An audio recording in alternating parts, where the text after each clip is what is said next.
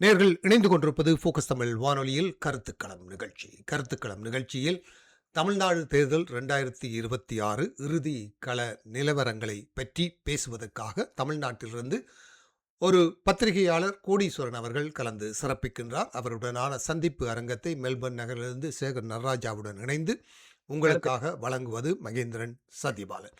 நிகழ்ச்சிக்குள் நாங்கள் உங்களை அழைத்துச் செல்கின்றோம். வணக்கம் கோடீஸ்வரன். வணக்கம் சேகர். சார் வணக்கம் சார். வணக்கம். நேயர்களுக்கு வணக்கம் சார். வணக்கம் கோடி சார். வணக்கம் ஃபோக்கஸ் தமிழ் நேயர்களே. நன்றி. நிகழ்ச்சியோடு நாம் அழைத்ததும் நம்மோடு இணைந்து கொண்டதுக்கும் அது மனமார்ந்த நன்றிகளை தெரிவித்துக் கொண்டு இன்றைய மிக முக்கியமான ஒரு தேர்தல் களம் 2026. இந்த தேர்தல் களத்திலே ஒரு பத்திரிகையாளராக உங்களுடைய பயணத்தை பற்றி எமது நேயர்களுக்கு, ஆஸ்திரேலிய வாழ் நேயர்களுக்கு மற்றும் உலகளாவிய ஈழத்தமிழ் சொந்தங்களுக்கு உங்களுடைய பத்திரிகை அனுபவத்தை சுருக்கமாக சொல்ல முடியுமா கோடீஸ்வரன்? தமிழ் சொந்தங்களுக்கு அன்பான வணக்கம், அன்பு வணக்கம்.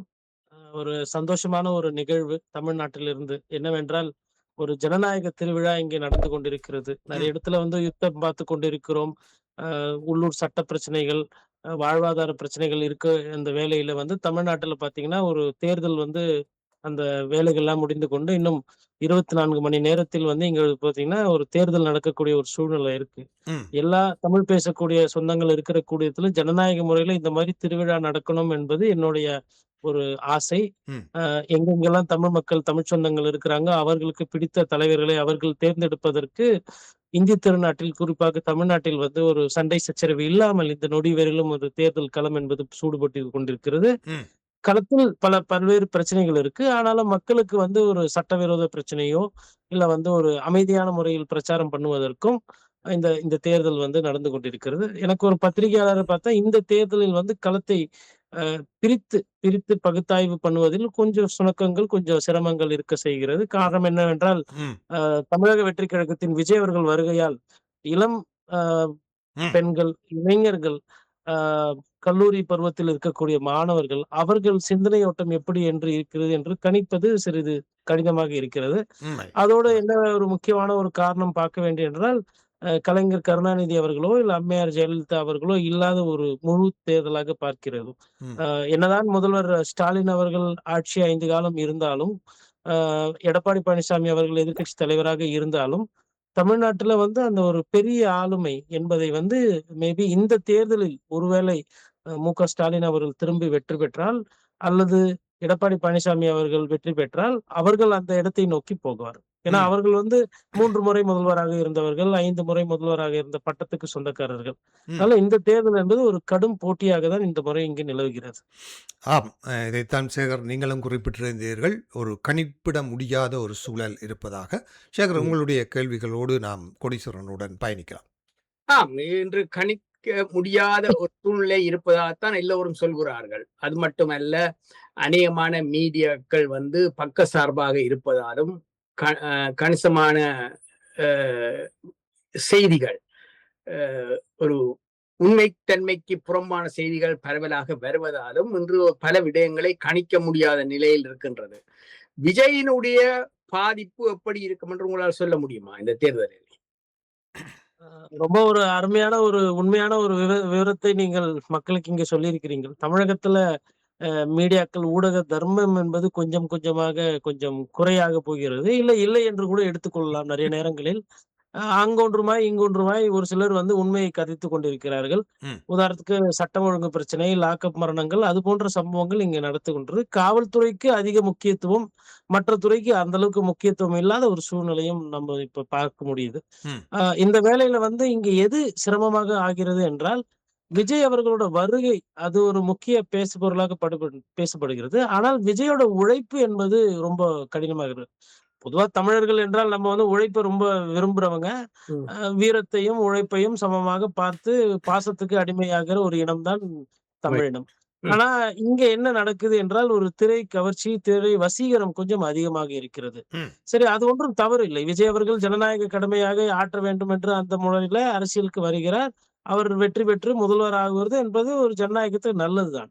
ஆனா அதற்கேற்ற உடல் உழைப்பு, அதற்கேற்ற சிந்தனை, அதற்கேற்ற கருத்து, கொள்கை, அரசியல் கட்டமைப்பு, இளைஞர்களை குறிப்பாக அரசியல் படுத்துது, அந்த வேளையில் பார்த்தீங்கன்னா என்றால் ஒரு பெரிய பின்னடைவை சந்தித்துக் கொண்டிருக்கிறார். ம். அவர் தேர்தல் பிரச்சாரம் வந்த நாட்களை விட அ ஓய்வு எடுத்த நாட்கள் அதிகமாக இருக்கிறது. ஒரு அரசியல் தலைவர் இவ்வாறு செயல்படுவது என்பது அது தமிழ் சமுதாயம் எந்த அளவுக்கு ஏற்றுக்கொள்ள முடியும் என்பது தெரியாது. அப்போ நிச்சயம். இங்க இருக்கக்கூடிய குடும்பங்கள் என்னன்னா, இளைஞர்கள் ஒரு பார்வையில் சிந்திப்பதாகவும், நடுத்தர வயதாக இருக்கிறவர்கள் உள்ளூர் வாழ்வாதார பிரச்சனைகள், மக்கள் பிரச்சனைகளை சிந்திக்கக்கூடியவர்களாகவும், வாழ்க்கையை அ புரிந்தவர்கள், ஒரு 50 வயதுக்கு மேல, 60 வயதுக்கு மேல இருக்கவர்களுடைய பேரன், பேத்திகளோட வாழக்கூடிய பெரியவர்கள், அரசியல் அனுபவம் உள்ளவர்கள், அவர்களோட சிந்தனை என்பது திராவிட கட்சிகள் பக்கமாக இருக்கிறது. ம். அப்போ ஒரே சமுதாயத்தில் தமிழ் மக்களுக்குள் ஒரு 3 விதமாக பிளவு உள்ளது. இளைஞர்கள், இளம்பெண்கள் ஒருவாறு சிந்திக்கிறார்கள். சாமானியர்கள், வேலைக்கு செல்பவர், நடுத்தர குடும்பஸ்தர்கள் அவர்கள் ஒரு சிந்தனை ஓட்டத்தில் உள்ளார்கள். வயது அதிகம் கொண்டவர்கள், இந்த நாட்டின் மீது அதிக அக்கறை கொண்டவர்களாக பெரியவர்கள் திகழ்கிறார்கள். 3 விதமாக ஓட்டுகள் சிதறுகிறது. ம். அதனால இந்த தேர்தல் கணிப்பது கடினம். ஆனா வெற்றி என்பது என்னவென்று பார்த்தால், அது ஒருவேளை அண்ணா திராவிட முன்னேற்றக் கழகத்துக்கோ, இல்ல திராவிட முன்னேற்றக் கழகத்துக்கு தான் வெற்றி வாய்ப்பு இருக்கும் என்பது ஓரளவுக்கு கணிக்க முடியும். இந்த 2 திராவிட கட்சிகளில் ஒருவர் வெற்றி பெறப் போகிறார். யார் அந்த ஒருவர் என்று கணக்கிடுவதில் பிரச்சனை இருக்கிறது. ஊடகம் சரியாக வேலை செய்யாததனாலும், ஊடகங்கள் தொடர்ந்து ஆட்சியில் இருக்கக்கூடிய தவறுகளை பேசாததுனாலயும், அதை விமர்சனம் பண்ணாதனாலும், ஒரு அரசியல் கட்சியோ, இல்ல ஒரு ஆட்சியோ நன்றாக இருக்க வேண்டும் என்றால், அந்த நாட்டில் ஊடக தர்மமும், ஊடகத்தோட அந்த குரல் விலையும் நன்றாக வளமாக இருக்க வேண்டும். அப்பொழுதுதான் அந்த தவறுகள் நடக்கும் பொழுது, அதை சரி செய்து அந்த கட்சி, ஆட்சி நன்றாக இருக்கும். அது ஊடகம் அந்த காரியத்தை செய்ய தவறியதனாலும், இதை கணக்கிடுவது இன்று சுலபமாக இல்லை, கடினமாகவே உள்ளது. ஆமா. இன்னொரு விடயம் நீங்கள் ஒரு விடயம் கேட்க இருக்கின்றேன். அதாவது சில கருத்து கணிப்புகளில் சொல்கிறார்கள், திமுகவோ அதிமுகவோ வெற்றி பெற்றாலும் அதிக பெரும்பான்மை கிடைக்காதென்றும், 50க்கு மேற்பட்ட தொகுதிகளில் மிக கடுமையான போட்டி நிலவுவதாகவும், சில வேளைகளில் தொங்கு பாராளுமன்றம் உருவாக்கக்கூடிய சாத்தியக்கூறு இருக்கின்றது என்றும். அப்படி ஒரு நிலை வந்தால் என்ன நடக்கும்? அதாவது கணிதத்தில் எதுவுமே சாத்தியம் ஐயா. அதாவது இதுவரையிலும் அது போல வந்தது இல்லை. தமிழக மக்கள் ம். கொஞ்சம் சிந்தித்து வாக்களிக்கக்கூடிய தன்மை படைத்தவர்கள். ஏனென்ற தொங்கு சட்டமன்றம் வரும் அப்படின்ற அந்த ஐயப்பாடு அங்க வருகிறது என்றால், ஒரு தனிப்பட்ட ஒரு பெரிய மாஸ் லீடராக யாரும் எதுவும் உருவெடுக்கவில்லை. ம். அதனால அந்த பேசுபொருள் இருக்கு. நமக்கு பக்கத்துல அருகாமையில் உள்ள கேரளாவில் பார்த்தீங்கன்னா என்றால், அந்த மாரி சூழல் வரும். கிட்ட கிட்ட 2 பெரிய கட்சிகள் நிக்கும். தமிழகத்துல இந்த வாட்டி விஜய் அவர்கள் வருகையால அப்படி ஒரு பேசுபொருள் இருக்கு. என்னோட தனிப்பட்ட கருத்து என்னவென்று பார்த்தால், அந்த மாரி ஒரு தொங்கு சட்டமன்றத்துக்கு போகாது என்ற அளவுக்கு நான் நினைக்கிறேன். ம். மேபி மெஜாரிட்டி பெரிய அளவுல கிடைக்காம போலாம். ஆனா சிம்பிள் மெஜாரிட்டி அந்த 118 சட்டமன்ற தொகுதிகள் 234 118 யார் பிடிக்கிறார்களோ அவர் ஆட்சி ம். தன் வசம் கொண்டு போகலாம். அந்த நிலைக்கு வேணால் செல்லலாம். ஒரு 130, 135 எடுத்து ஏதோ ஒரு திராவிட கட்சி ஆட்சியை பிடிக்கிறதுக்கு வாய்ப்பு இருக்குமோ என்று எனக்கு இருக்கிறது. மத்தபடி தனிப்பெரும் மெஜாரிட்டி அதாவது திமுக ஆட்சி என்றால் திமுகவே 130 தொகுதிகளும் பிடிப்பது என்பது ஒரு கஷ்டமான ஒரு விடயமாக இருக்கிறது. அதேபோல அதிமுகவே 130, 100, 140 தொகுதி பிடிக்குமானா அதுவும் ஒரு சந்தேகமாக இருக்கிறது. கூட்டணி பலத்தில் ஒருவேளை மெஜாரிட்டியை பிடிக்கலாம். அதே நேரத்தில் ஆட்சியில் பங்கு, அதிகாரம் என்பது பங்கு என்ற அந்த வாதத்துக்கோ, அந்த விவாதத்துக்கோ திமுகவும் தயாராக இல்லை. அதை அதிமுகவும் அதற்கு தயாராக இல்லை. இல்ல இந்த இது வேளையிலே குறிப்பாக இந்த தேர்தலிலே மக்கள் ஒரு மாற்றத்தை விரும்புகிறார்கள் என்று தமிழக வெற்றிக் கழகம் அரசியல் களத்துக்கு வந்ததிலிருந்து பல பத்திரிகையாளர்களும் அதை குறிப்பாக பேசிக் கொண்டிருக்கிறார்கள். இளைஞர்கள், யுவதிகள் மத்தியில் மட்டுமல்லாமல் நடுத்தர மக்கள் மத்தியிலும் இந்த திராவிட கட்சிகளுடைய அரசியல் இருந்து ஒரு மாற்று அரசியல் தேவை என்ற ஒரு சிந்தனை இருப்பது போல சில கருத்துக்கள் முன்வைக்கப்படுகிறது. இந்த மாற்றம் என்ற அந்த போக்கினால் அதிகம் வாக்கு இழப்புகளை சந்திக்கப் போவது திமுக கூட்டணியா அல்லது அதிமுக பாரதிய ஜனதா கட்சி கூட்டணியா? எந்த அணியினர் அதிக இழப்புகளை சந்திப்பார்கள் என்று நீங்கள் நம்புகிறீர்கள்? அதாவது விஜயனுடைய வருகையினால். ரொம்ப துல்லியமான கேள்வி ஐயா. நீங்கள் கேட்டது பார்த்தீங்கன்னா, சிந்தனையை தாண்டி எண்ணோட்டங்களை தாண்டி களத்தில் பார்த்தீர்கள் என்றால் ஒவ்வொரு மாவட்டத்திலும், மாகாணத்திலும் மாறி மாறி எதிர்கொள்கிறது. ம். உதாரணத்துக்கு சென்னை மண்டலம் என்பது வந்து திமுகவின் கோட்டையாக பல வருடங்களாக இருக்கிறது. ம். ம். ஐயா எம்ஜிஆர் அவர்கள் காலத்திலேயே வந்து பார்த்தீங்கன்னா, கலைஞர் அவர்கள் இருந்த காலகட்டத்தில் திமுக இங்கு நன்கு நிறைய வாக்குகளை பெற்ற வரலாறு உண்டு. அம்மையார் ஜெயலலிதா காலத்தில் கூட திமுக என்பது ஒரு பெரிய கோட்டையாகவே இருக்கு சென்னை. ம். அந்த சென்னையில வந்து பார்த்தீங்கன்னா, கிட்டத்தட்ட ஒரு 37 தொகுதி சட்டமன்ற தொகுதிகள் உள்ளடக்கியது. ஆ. சென்ற முறை ஒரே ஒரு சட்டமன்ற தொகுதியை தான் அண்ணா திராவிட முன்னேற்றக் கழகம் பெற்றது. ம். உதாரணத்துக்கு செங்கல்பட்டு மாவட்டம் வரும்போதுதான் இரட்டை இலை அங்கே வந்து வெற்றி பெறுகிறது. ம். மத்த வட சென்னை, தென் சென்னை, மத்திய சென்னை, திருவள்ளூர், காஞ்சிபுரம், செங்கல்பட்டு இந்த பாராளுமன்ற எண்ணிக்கைகளை உள்ளடக்கிய இடங்களில் எல்லாம் போட்டியிட்ட அனைத்து இடங்களிலும் தோல்வி. ம். ஆனா இன்று வரக்கூடிய கருத்து கணிப்பு, முதற்கட்ட தகவல்கள், இல்ல வாக்கு எப்படி செல்கிறது அப்படின்ற அதை பார்க்கும் பொழுது, இந்த இடத்தில் திமுகவுக்கு ஒரு பெரிய பின்னடைவை இப்ப காத்துக் கொண்டிருக்கிறது. அந்த பின்னடைவை ஏற்படுத்தியது தமிழக வெற்றிக் கழகம். விஜய் அவர்கள் வருகையால் ம். இளைஞர்கள் வாக்குகளும், அரசாங்கத்தில் ரூ. 1000, ரூ. 2000 மானியம், உதவிகள் பெற்றவர்கள் நெறைய பேர் அரசாங்கத்துக்கு எதிராக மனநிலை திரும்பி உள்ளார்கள் என்ற ஒரு கருத்து வந்து நிலவுகிறது. இது ம். கருத்து அதான். ம். இந்த கருத்து வந்து வாக்காய் மாறி இருக்கிறதா? இல்லையா? என்பது நமக்கு இன்னும் ஒரு ஒரு 10, 15 நாளில் தெரிந்துவிடும். ம். இன்னும் 24 மணி நேரத்துல ஓட்டு. பட் இந்த கருத்து என்பது முன்னாடி இல்லாத ஒரு கருத்து. இந்த ம். கருத்து என்பது புதுசாக முளைத்திருக்கிறது. ஏன் இந்த கருத்து வந்தது? ம். முதல் ஆ. பார்வை. அதே சரி ஓகே. இப்போ சென்னை தலைநகரம், தலைநகர் சென்னையில இப்படி ஒரு விஷயம் நடக்கிறது. இது வட தமிழ்நாட்டில் எப்படி பிரதிபலிக்கிறது என்றால், வட தமிழ்நாட்டிலும் இது பிரதிபலிக்கிறது. அதாவது சென்னைக்கு அதுக்கு அடுத்த இடங்களாக இருக்கக்கூடிய உங்களுக்கு விழுப்புரம், கடலூர், ம். அரியலூர், பெரம்பலூர், திருச்சி இந்த மாரி இடங்களில் மத்திய இடம். ம். அதிலும் வந்து வட தமிழ்நாட்டில் இது போன்ற பேசுபொருள் இருக்கு. இந்த சென்னை மண்டலமும், வட தமிழ்நாடு மண்டலமும் தான் திமுகவை கடந்த முறை ஆட்சி கட்டிலில் உட்கார வைத்து அழகு பார்த்தது. ம். ம். அது அடுத்த மண்டலமாக இருக்கக்கூடிய டெல்டா நம்ம அங்கே சென்றோம் என்றால், டெல்டா என்பது கலைஞர் அவர்களால கட்டி காப்பாத்தப்பட்டு, அவருக்குன்னு ஒரு செல்வாக்கு இருக்கக்கூடிய ஒரு ஒரு இடம். ம். உதாரணம் தஞ்சாவூர், திருவாரூர் போன்ற மாவட்டங்களில் பார்த்தீர்களால், ஒரு 12 சட்டமன்ற தொகுதி இருக்கு. இந்த 12 சட்டமன்ற தொகுதியில ஆல்மோஸ்ட் 11 இல்ல 10 ஜெயிப்பாங்க. பல வருடங்களாக ஜெயித்துக் கொண்டு இருக்கிறார்கள். ம். அந்த இடத்தில் வந்து அதிமுக பெரிய அளவு வாக்கு விகிதாச்சாரம் பெற்றதில்லை. இந்த தேர்தல்ல என்ன நடக்குது என்றால், தஞ்சாவூர் அந்த டெல்டா மாவட்டம் பெரிதாக மாறவில்லை. ஆனா டெல்டாக்கு ஓரமாக இருக்கக்கூடிய மாவட்டங்கள் நாகப்பட்டினம், மயிலாடுதுறையில் விவசாயிகளுக்கு பிரச்சனை இருக்கிறது. எடப்பாடி பழனிசாமி அவர்கள் விவசாய நிலங்கள் எங்கே இருக்கிறதோ, அந்த இடங்களில் அவர் வந்து அவரோட க செல்வாக்கை வந்து அதிகப்படுத்தி இருக்கிறார். ம். உதாரணமாக சேலம், ஈரோடு, கோயம்புத்தூர் அந்த மாரி விவசாய நிலங்கள் இடங்களில் அதிமுக இன்னும் நன்றாக செயல்படுகிறது. ம். அதனுடைய தாக்கம் திருச்சியிலும், டெல்டாவிலும் கொஞ்சம் வருகிறது என்றதுனால இந்த ஒரு இழுபறி என்ற பேசுபொருள். இல்லை என்றால் திமுக திரும்பவும் மறுபடியும் ஆட்சிக்கு வரும். எந்தவித பிரச்சனையும் கிடையாது அப்படின்றது இருக்கு. ஊடகங்கள் இன்னொரு வேலையை செய்து விட்டார்கள். ஒரு 4 வருடங்களாக அதிமுகவில் பிரச்சனை, ம். ஓபிஎஸ் பிரச்சனை, சசிகலா பிரச்சனை, டிடிவி தினகரன் பிரச்சனை, பாஜக பிரச்சனை, அண்ணாமலை பிரச்சனை, பிரச்சனை, செங்கோட்டையன் பிரச்சனை என்று மக்கள் பிரச்சனையை பேசுவதை குறைத்துக் கொண்டு அதிமுகவோட பிரச்சனையே பேசுங்க. பிரதானமாக பேசிவிட்டார்கள். ம். இதன் ம். காரணமாக எடப்பாடி பழனிசாமி அவர்கள் ஒரு வலிமை இல்லாத ஒரு தலைவர். அவருக்கு வந்து பெரிய அரசியல் அனுபவமோ, இல்ல பெரிய விகிதாச்சார பிரச்சாரமோ இல்லை என்ற ஒரு கட்டமைப்பு இருந்தது.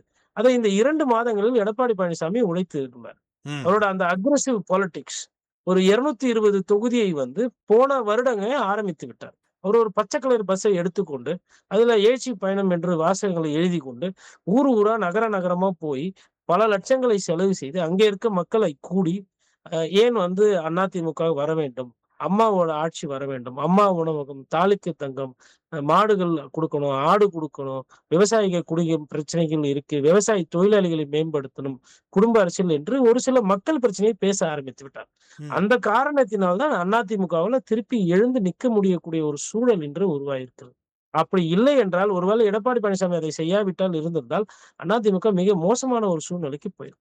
இப்பொழுது சரி அப்போ பிரச்சாரம் பண்ணிவிட்டார், அவர் ஆட்சிக்கு வரலாமே அப்படின்னா என்ன சிக்கல் என்றால், பாரதிய ஜனதா கட்சியோட கூட்டணி கூட்டம். இருக்கிற காரணத்தினால், அவர்களால ஒரு சில இடங்களில் அவர்களால கோல் உச்ச முடியவில்லை.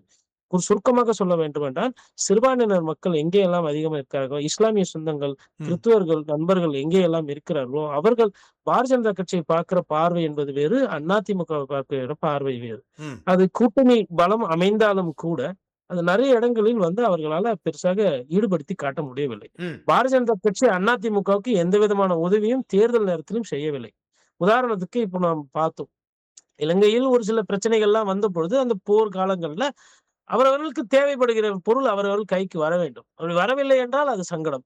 அதே மாரி பாஜக வந்து கூட்டணி வைத்தது மேபி அமலாக்கத்துறை, இன்கம் டாக்ஸ், வருமான வரித்துறை, சுங்கவரி மன்னிக்கணும். அமலாக்கத்துறை, வருமான வரித்துறை சோதனைகள்லாம் இருக்கும். அமைச்சர் பெருமக்கள் மீது வழக்குகள் நிலுவையில் இருக்கு. சட்ட ரீதியா விசாரணை, கைது எல்லாம் நடவடிக்கை வரும் என்று எதிர்பார்த்தாங்க. ம். ஆனா பாரதிய ஜனதா கட்சி அப்படி எதுவுமே செய்யவில்லை. இப்போ உதாரணத்துக்கு வெஸ்ட் பெங்கால்ல இருக்கக்கூடிய அந்த தீவிர பிரச்சாரமோ, இல்ல மத்திய அரசின் கீழ் வரக்கூடிய விசாரணை ஏஜென்சிஸ்களோட அந்த தீவிரத்தன்மை தமிழகத்தில் சுற்றமாக இல்லை. ம்ஹ்ம். அப்போ பாரதிய ஜனதா கட்சி வந்து திமுகவோட எதிர்ப்பு இருந்தாலும், பெரிய விஷயங்களில் நடவடிக்கை எடுக்கவில்லை. உதாரணத்துக்கு அதிமுகவோட கூட்டணி இருந்தபொழுது அமைச்சர்கள் வீடுகளில் ரெய்டு நடந்தது. ம். வருமான வரித்துறை ரெய்டு நடந்தது. ஆனா தற்பொழுது பார்த்தீங்கன்னா, அது மாரி பெரிய ரெய்டுகள் எதுவும் நடக்கவில்லை. கைதும் நடக்கவில்லை. ஆனா ஆம் ஆத்மி கட்சி டெல்லியில அரவிந்த் கெஜ்ரிவால் அவர்களை கடுமையாக கைது, விசாரணை, நடவடிக்கை, நீதிமன்றத்துக்கு முன் ஆஜர் என்றதெல்லாம் பார்த்தோம். ஆனா தமிழகத்தில் அது போன்று நடக்கவில்லை. அப்ப பாரதிய ஜனதா கட்சியோட கூட்டணி வைத்தும், அவர்கள் தேர்தல் ஆணையம் வந்து உங்களுக்கு வசதிகள் செய்து குடுக்கும். அ அமலாக்கத்துறை உங்களுக்கு வந்து ஒரு சில விசாரணையை தீவிரப்படுத்தும். ம். வருமானத்துறை வந்து நடவடிக்கை எடுக்கும் அப்படின்றெல்லாம் பேசப்பட்டது. ஆனா அவ்வாறு எதுவும் பேசவில்லை. அதற்கு பதிலாக எடப்பாடி பழனிசாமி என்ன செய்து விட்டார் என்றால், நெறைய தோற்கிற தொகுதியை பாரதிய ஜனதா கட்சி தலையில் கட்டிவிட்டார். ம்ஹ்ம். அமைச்சர்கள் பெருமக்கள் எங்கே எல்லாம் இருக்கிறார்களோ, அந்த இடத்துல எல்லாம் நீங்கள் முடிந்தால் தாமரையை முளைத்துக் கொள்ளுங்கள். இந்த இடத்தில் போய் போட்டியிட்டு நீங்கள் முடிந்தால் வெற்றி பெற்றுக் கொள்ளுங்கள் என்று அனுப்பிவிட்டார். ம். அதேபோல அண்ணாமலை அவர்களோட ஒரு உட்கட்சி பிரச்சனை, ஒரு ஒரு உரசல் அது இருக்கிறது. இருக்கிறது. ஆம். இப்பொழுது ஒரு 10 நாட்களாக தான் அமைதியாக அவரும் பிரச்சாரம் செய்கிறார். அதனுடைய தாக்கம் என்னவென்றை பார்க்கணும். இப்ப ம். எடப்பாடி பழனிசாமி அவர்களுக்கு பலமுனை பிரச்சனைகள் இருந்த காரணத்தினால், அதெல்லாம் எடுத்து சரி செய்து ஒரு எதிர்க்கட்சி தலைவராக செயல்படுவதற்கே 4 வருடம் ஆகிவிட்டது. ம். இப்பொழுது பிரச்சாரத்தை ஆரம்பித்து அவர் முன்பு எங்கே இருந்தாலும், அந்த இடத்தில் இருந்து இன்னைக்கு பல படிக்கட்டுகள் மேலே ஏறி வந்திருக்கிறார். திராவிட முன்னேற்றக் கழகத்துக்கு அனைத்து கூட்டணி பலமும் ஒரு அரசியல் ரீதியாக கட்டமைப்பு நன்றாக இல்ல ஒரு கட்சி. இன்னொன்னு முதல்வருக்கு என்று ஒரு பெரிய கெட்ட பெயரோ, ஒரு பெரிய அதிருப்தியோ கிடையாது. ம். ம். திமுக தலைவர் ஸ்டாலின் அவர்கள் மீது வந்து ஒரு மோசமான மனிதர் இவர். அப்படி என்ற கட்டமைப்பு இல்லை. இல்ல. அப்ப எங்க என்ன பிரச்சனை அப்படின்னு என்று பார்த்தால், அவர்கள் கீழ இருக்கக்கூடிய அமைச்சர்கள், சட்டமன்ற உறுப்பினர்களுக்கு நெறைய கெட்ட பெயர் உண்டு. ம். அதை அவர் சரி செய்ய தவறிவிட்டார். போதாக்குறைக்கு காவல்துறை லாக்கப் மரணங்கள், அந்த இளம் இளைஞர்கள் போதை கலாச்சாரம் ஆகிறது, கஞ்சா அதிகமாக விற்கிறது, சாராயம் ம். சாவு, கள்ளச்சாராய சாவு, மதுபானம் வந்து 24 மணி நேரம் கிடைக்கிறது என்பது, இது வந்து ஒரு பேசுபொருளாக இது ஒரு தலைவலியாக மாறியுள்ளது திமுக. ம். இந்த காரணிகளால் தான் ஒரு கடும் போட்டிக்கு தமிழகம் வந்து சென்று கொண்டிருக்கிறது. ஆனால் இந்த 2 நாட்கள், அடுத்த 2 நாட்கள் ரொம்ப முக்கியம். ம். ஆ வாக்காளர்கள் காசு கொடுக்கக்கூடிய ஒரு அவல நிலையும் தொடர்ந்து கொண்டிருக்கிறது. தமிழகம் எப்பொழுதுமே அந்த கெட்ட பெயர் உள்ளது. சமீபத்தில் அது அதிகமாகிக் கொண்டிருக்கிறது. நெறைய மாவட்டத்தில் நெறைய சட்டமன்ற தொகுதிகள், உதாரணமா அமைச்சர்கள் போட்டியிடுகின்ற தொகுதியில், பொதுத் தேர்தல் போல அல்லாமல், இடைத்தேர்தல் போல பணமழை பொழிந்து கொண்டிருக்கிறது. ம். ம். ம். உண்மைதான். நீங்கள் சொல்லுகிற அந்த எடப்பாடி பழனிசாமி அவர்களுடைய அதிமுக தொடர்பாக அவர் எடுத்த முடிவுகளையும் பாரதிய ஜனதா கட்சியோடு இணைந்ததால் ஏற்பட்ட பின்னடைவுகளை மிக தெளிவாக நீங்கள் சொல்லியிருக்கிறீர்கள். பாரதிய ஜனதா கட்சியின் கூட்டணி என்பது அதாவது பின்கதவு வழியாக பாரதிய ஜனதா கட்சி அல்லது இந்த என்ன சொல்வார்கள் இந்த இந்துத்துவாவை தமிழ்நாட்டுக்கு கொண்டு வருவதற்கு அதிமுக கட்சி துணை போவது என்பது ஒரு திராவிட பாரம்பரியத்துக்கு அவர்கள் செய்கிற ஒரு பெரும் தவறு என்று சொல்லப்படுவதை மக்கள் எந்தளவு தூரம் அந்த பார்வையை அதிமுக மீது வைக்கிறார்கள் அல்லது மத்திய அரசாங்கத்தின் நலன்கள் தமிழகத்துக்கு கிடைப்பதற்கு அதிமுகவுடனான கூட்டணி வந்து தமிழகத்துக்கு உதவும் என்று ஒரு கருத்து இருக்கிறதா? எப்படி அந்த மக்கள் பார்வை இருக்கிறது? ஐயா, மக்கள் பார்வையை பொறுத்தவரையிலும் ரொம்ப தெளிவானவர்கள். பாராளுமன்ற தேர்தல் என்று வரும்பொழுது வித்தியாசமாக சிந்தித்து வாக்களிக்கிறார்கள். ம். சட்டமன்ற எங்க? தேர்தல் என்றபோது வித்தியாசமாக சிந்தித்து வாக்களிக்கிறார்கள். ஆனா ஊடகம் என்ன கொண்டிருக்கிறார்கள்னா, பாராளுமன்ற தேர்தலில் 7, 8 விகிதாச்சாரம் வாக்கு வித்தியாசாரம் இருக்கிறது. நாளைக்கு பாராளுமன்ற தேர்தல் நடந்தாலும் இப்படிதான் வாக்கு நடக்கும் அப்படின்னு சொல்லிட்டு 2 மாதங்களுக்கு முன்னாடி கூட ஒரு கருத்து கணிப்பு நடத்தினார்கள். ம். பாராளுமன்ற தேர்தல் இப்பொழுது கிடையாது. 2029. இன்னைக்கு தேர்தல்ல பாராளுமன்ற தேர்தல் நடந்தா இப்படிதான் வாக்குகள் வரும் அப்படின்னு என்று அதிமுகவை கீழே காட்டிவிட்டு திமுகவை மேலே காட்டுகிறார்கள். ம். இதற்கு எதற்கு செய்யணும்? இது இப்போ சட்டமன்ற தேர்தல் வரப்போகிறது. அப்ப இங்க என்ன நடக்குது என்றால் 2019 கோவமாக இருந்தார்கள் மக்கள். 2024 கோவமாக இருந்தார்கள். அப்ப அதே கோவம் மக்களுக்கு இன்னும் இருக்கிறது என்றால் இருக்கிறது. பாரதிய ஜனதா கட்சியின் மீது தமிழர்களுக்கு இருக்கிறது. ம். காங்கிரஸ் கட்சியின் மீது கோவம் இருக்கிறது மக்களுக்கு. ஆனா திராவிட கட்சிகள் மீது அந்த அளவுக்கு கோவம் அல்ல. ம். அது ஒரு 3, 4% வாக்கு விகிதாச்சாரம் தான் சட்டமன்ற தேர்தல் என்று பார்க்கும்போது வருகிறது. ஆனால் அதை பேசாமல், அதை ஒரு பேசு பொருளாக்காமல் 3, 4 சட்டமன்ற வாக்கு வித்தியாசம் என்பது மிகவும் கம்மி. அதுவும் விஜய் போன்ற ஒரு உச்ச நட்சத்திரம் வரும்பொழுது, யார் ஜெயிப்பார்கள், யார் தோற்பார்கள் என்றது அவர்களுக்கே தெரியவில்லை. ம். ஆனாலும் அது தொடர்ந்து ஒரு பேசுபொருள் கட்டமைப்பு ஊடக விவாதங்களிலும், பத்திரிகை, தொலைக்காட்சிகள், இன்ஃப்ளூயன்சர்ஸ், யூடியூப் இதுல எல்லாம் பேசப்படுகிறது. அப்பொழுது இங்க என்ன ஒரு நான் என்ன புரிந்து கொள்கிறேன், மேபி எனது பார்வை தவறாக கூட போகலாம். பட் நான் ஒரு கிட்டத்தட்ட தமிழகத்தை 2 முறை இப்பொழுது சுத்தி வந்துள்ளேன். ஒரு ம். புத்தகம் எழுதிக் கொண்டிருக்கிறேன் அதற்காக. அப்படி பார்க்கும்போது மக்கள் பகுத்தாய்வு நன்றாக பண்ணுகிறார்.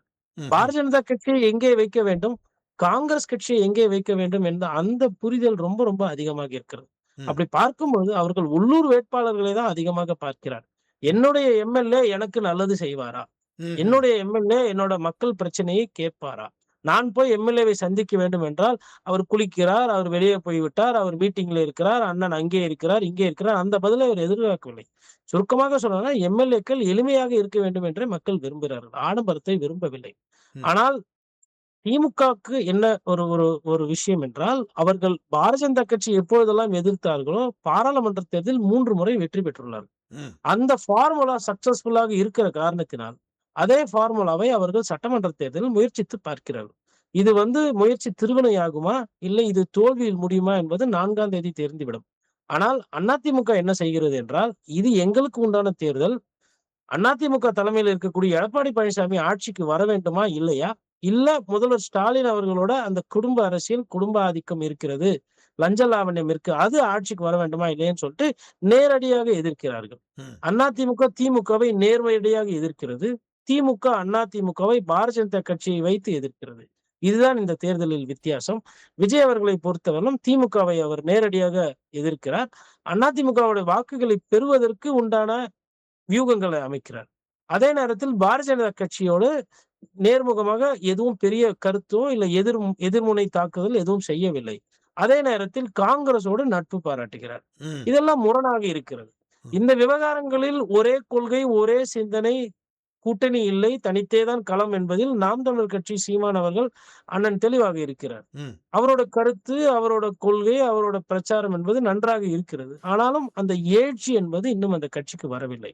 ம். காரணம் என்னவென்றால், விஜய் அவர்களோட அந்த வசீகரம் என்பது சீமான் அவர்களோட அந்த கொள்கை, ம். தமிழ் தேசிய கொள்கத்தை தாண்டி அது இளைஞர்களிடம் ஈர்ப்பு ஈர்ப்பு அடைந்துள்ளது. இருக்கு. ம். சினிமா கவர்ச்சி, சினிமா மோகம் என்பது அதிகம் தமிழகத்தில் இருக்கிற அந்த காரணத்தினால், நாம் தமிழர் கட்சி பேசக்கூடிய அந்த சிந்தனைகள், அந்த அரசியல் இன்னும் அதிகப்படியான மக்களிடம் போய் சேரவில்லை.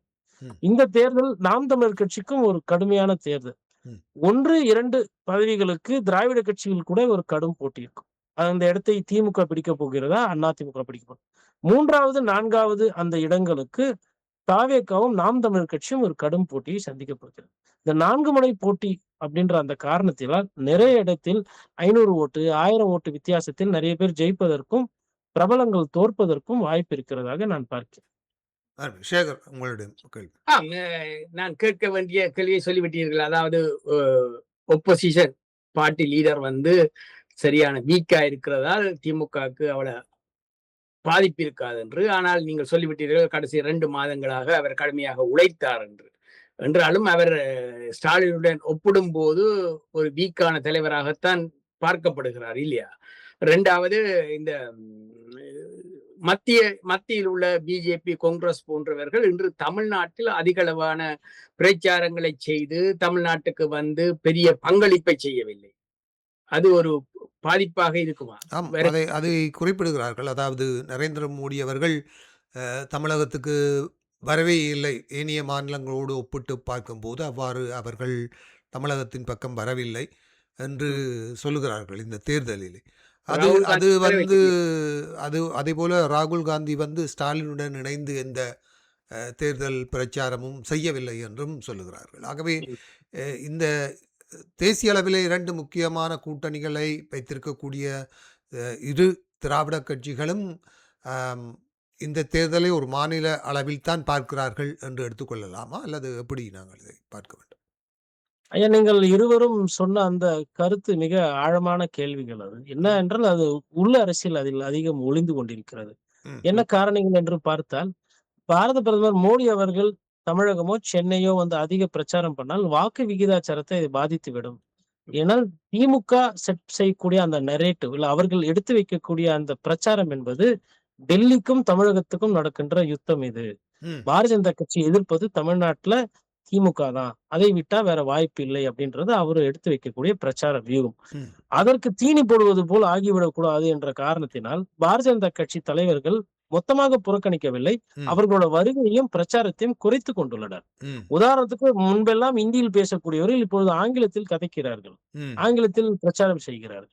ஆங்கிலம் தெரியாதவர்கள் டிரான்ஸ்லேஷன் பண்றாங்க. பட் அதையும் குறைத்துக் கொண்டுள்ளார்கள். ம், அதே நேரத்தில் ராகுல் காந்தி அவர்களுக்கு தமிழ்நாட்டில் ஒரு ஏற்புடைய தன்மை இருக்கு. அவருக்குன்னு என்று ஒரு வசீகரம் இருக்கு. ம், தமிழகத்தில் தமிழ்நாட்டு மக்களிடம், குறிப்பாக இளைஞர்களிடம், உங்களுக்கு பாரத பிரதமர் மோடி அவர்கள் பிடிக்குமா? இல்ல காங்கிரஸ் தலைவர் ராகுல் காந்தி பிடிக்குமா என்று கேட்டால், ராகுல் காந்தி எங்களுக்கு பிடிக்கும் என்று பெரும்பான்மையினர் சொல்வார்கள். ம், ஆனால் ராகுல் காந்தி என்ன தவறு செய்து விட்டார் என்றால், இந்த தேர்தலில் உள்ள கூட்டணியில் உள்ள குழப்பங்களாலும், சில பல மனக்கசப்புகளாலும் அவர் வந்து இந்த தேர்தலில் பெரிய அளவுக்கு ஆர்வம் காட்டவில்லை. காட்டவில்லை. தமிழகத்துக்கு அடிக்கடி வந்து செல்லக்கூடிய ராகுல் காந்தி இந்த முறை வரவில்லை. ம், மேடையிலே அவர் முதல்வர் ஸ்டாலினுடன் சேர்ந்து கலந்துரையாடல் செய்யவில்லை. பிரச்சாரம் செய்யவில்லை. திமுகவுக்காக ஆதரவாக பெரிய அளவு வாக்கு சேகரிக்கவில்லை. இது வந்து அந்த திமுக கூட்டணிக்கு ஒரு பெரிய பின்னடைவு. ம், சென்ற முறை பார்க்கும்பொழுது சகோதரர்கள் போல இவர்கள் பிரச்சாரம் செய்த நேரங்கள் உண்டு. ம், ஒருத்தரை சந்தோஷப்படுத்திக் கொண்டு உற்சாகத்தை திமுக தொண்டர்களுக்கும், காங்கிரஸ் தொண்டர்களுக்கும் ஏற்படுத்தினார்கள். இந்த ம், தேர்தலில் அது போல இல்லை. இன்னொரு பிரச்சனை என்னவென்றால், திமுக கூட்டணி என்று பார்க்கும் பொழுது, அது பெரிய கூட்டணியாக இருந்தாலும், கடந்த முறை இருந்த அந்த கெமிஸ்ட்ரி அவர்களுக்குள்ள இருந்த அந்த சகோதரத்துவம், ஆ, அது இந்த முறை அந்த அளவுக்கு இல்லை. ம், காரணம் ஆட்சியில 5 வருடம் இருந்து விட்டார்கள். ஆட்சியில பங்கு கிங்கு தர முடியாது என்று திருப்பியும் சொல்லிவிட்டார்கள். அது ஒரு ஒரு புறம் கோபம். சீட்டு எண்ணிக்கைகளை அதிகம் கேட்டபொழுது, சீட்டு எண்ணிக்கைகள் அதிகமாக குடுக்க முடியவில்லை. காரணம் பிரேமலதா விஜயகாந்த் அவர்கள் புதிய வரவாக புதியவர். வந்துவிட்டார். ம், அவர்களுக்கு ஒரு 10 சீட்டு குடுத்த காரணத்தினால், ஏனைய மற்ற கட்சிகளுக்கு அவர்களால கூட்டணியில் அதிக எண்கள் குடுக்க முடியவில்லை. இதெல்லாம் அந்த கூட்டணியில இருக்கக்கூடிய சிக்கல்கள். மாறாக இந்த சைடு பார்த்தீங்கன்னா, அ பாஜக வந்து கூட்டணியில் இருந்தாலும் கூட, அவர்களுக்கு பெரிய முக்கியத்துவமோ, அது போல எதுவும் வந்து அதிமுக கொடுக்கவில்லை இந்த முறை. கொடுக்கவில்லை. ம், அதை அவர்களும் உணர்ந்து கொண்டார்கள். அவர்கள் 2029க்கு உண்டான நாடாளுமன்ற தேர்தல் தான் எங்களுக்கு உண்டான தேர்தல். ம், அப்பொழுது நாங்கள் அதை பார்த்துக் கொள்கிறோம் என்று அவர்களும் வந்து விலகி விட்டார்கள். ம், அண்ணாமலை போன்றவர்களுக்கே சட்டமன்ற தேர்தலில் சீட்டு கொடுக்கப்படவில்லை. ம், ம், அப்போ ஒரு முன்னாள் பாஜக தலைவருக்குமே எம்எல்ஏ ஆசை இருக்கும். அவருக்கும் ஒரு சட்டமன்ற தேர்தல்ல சீட்டே இல்லை என்றால், இது உங்க பிரச்சனையை நாங்கள் தலையிட முடியாது என்று எல்லோரும் கை கழுவி விட்டார். ம், பாரதிய ஜனதா கட்சியினுடைய அந்த ஆதிக்கம் என்பது தமிழக அரசின் இந்த தேர்தலில், அதாவது 2026 தேர்தலில் பெரிய அளவு இல்லை.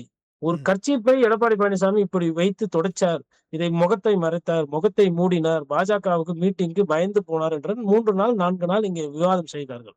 ஆ, ஆனால் கோர்ட் வந்து சொல்கிறது, ஊழல் இருத்தார் போல் தெரிகிறது. இளைஞர்களுக்கு 30 லட்சம், 25 லட்சம் காசு வாங்கிக் கொண்டு அமைச்சர்கள் செயல்பட்டார் போல் உதாரணங்கள் இருக்கிறது. ஏன் இன்னும் வழக்கு பதியப்படவில்லை என்றால், அதை பத்தி பேசுவது கிடையாது.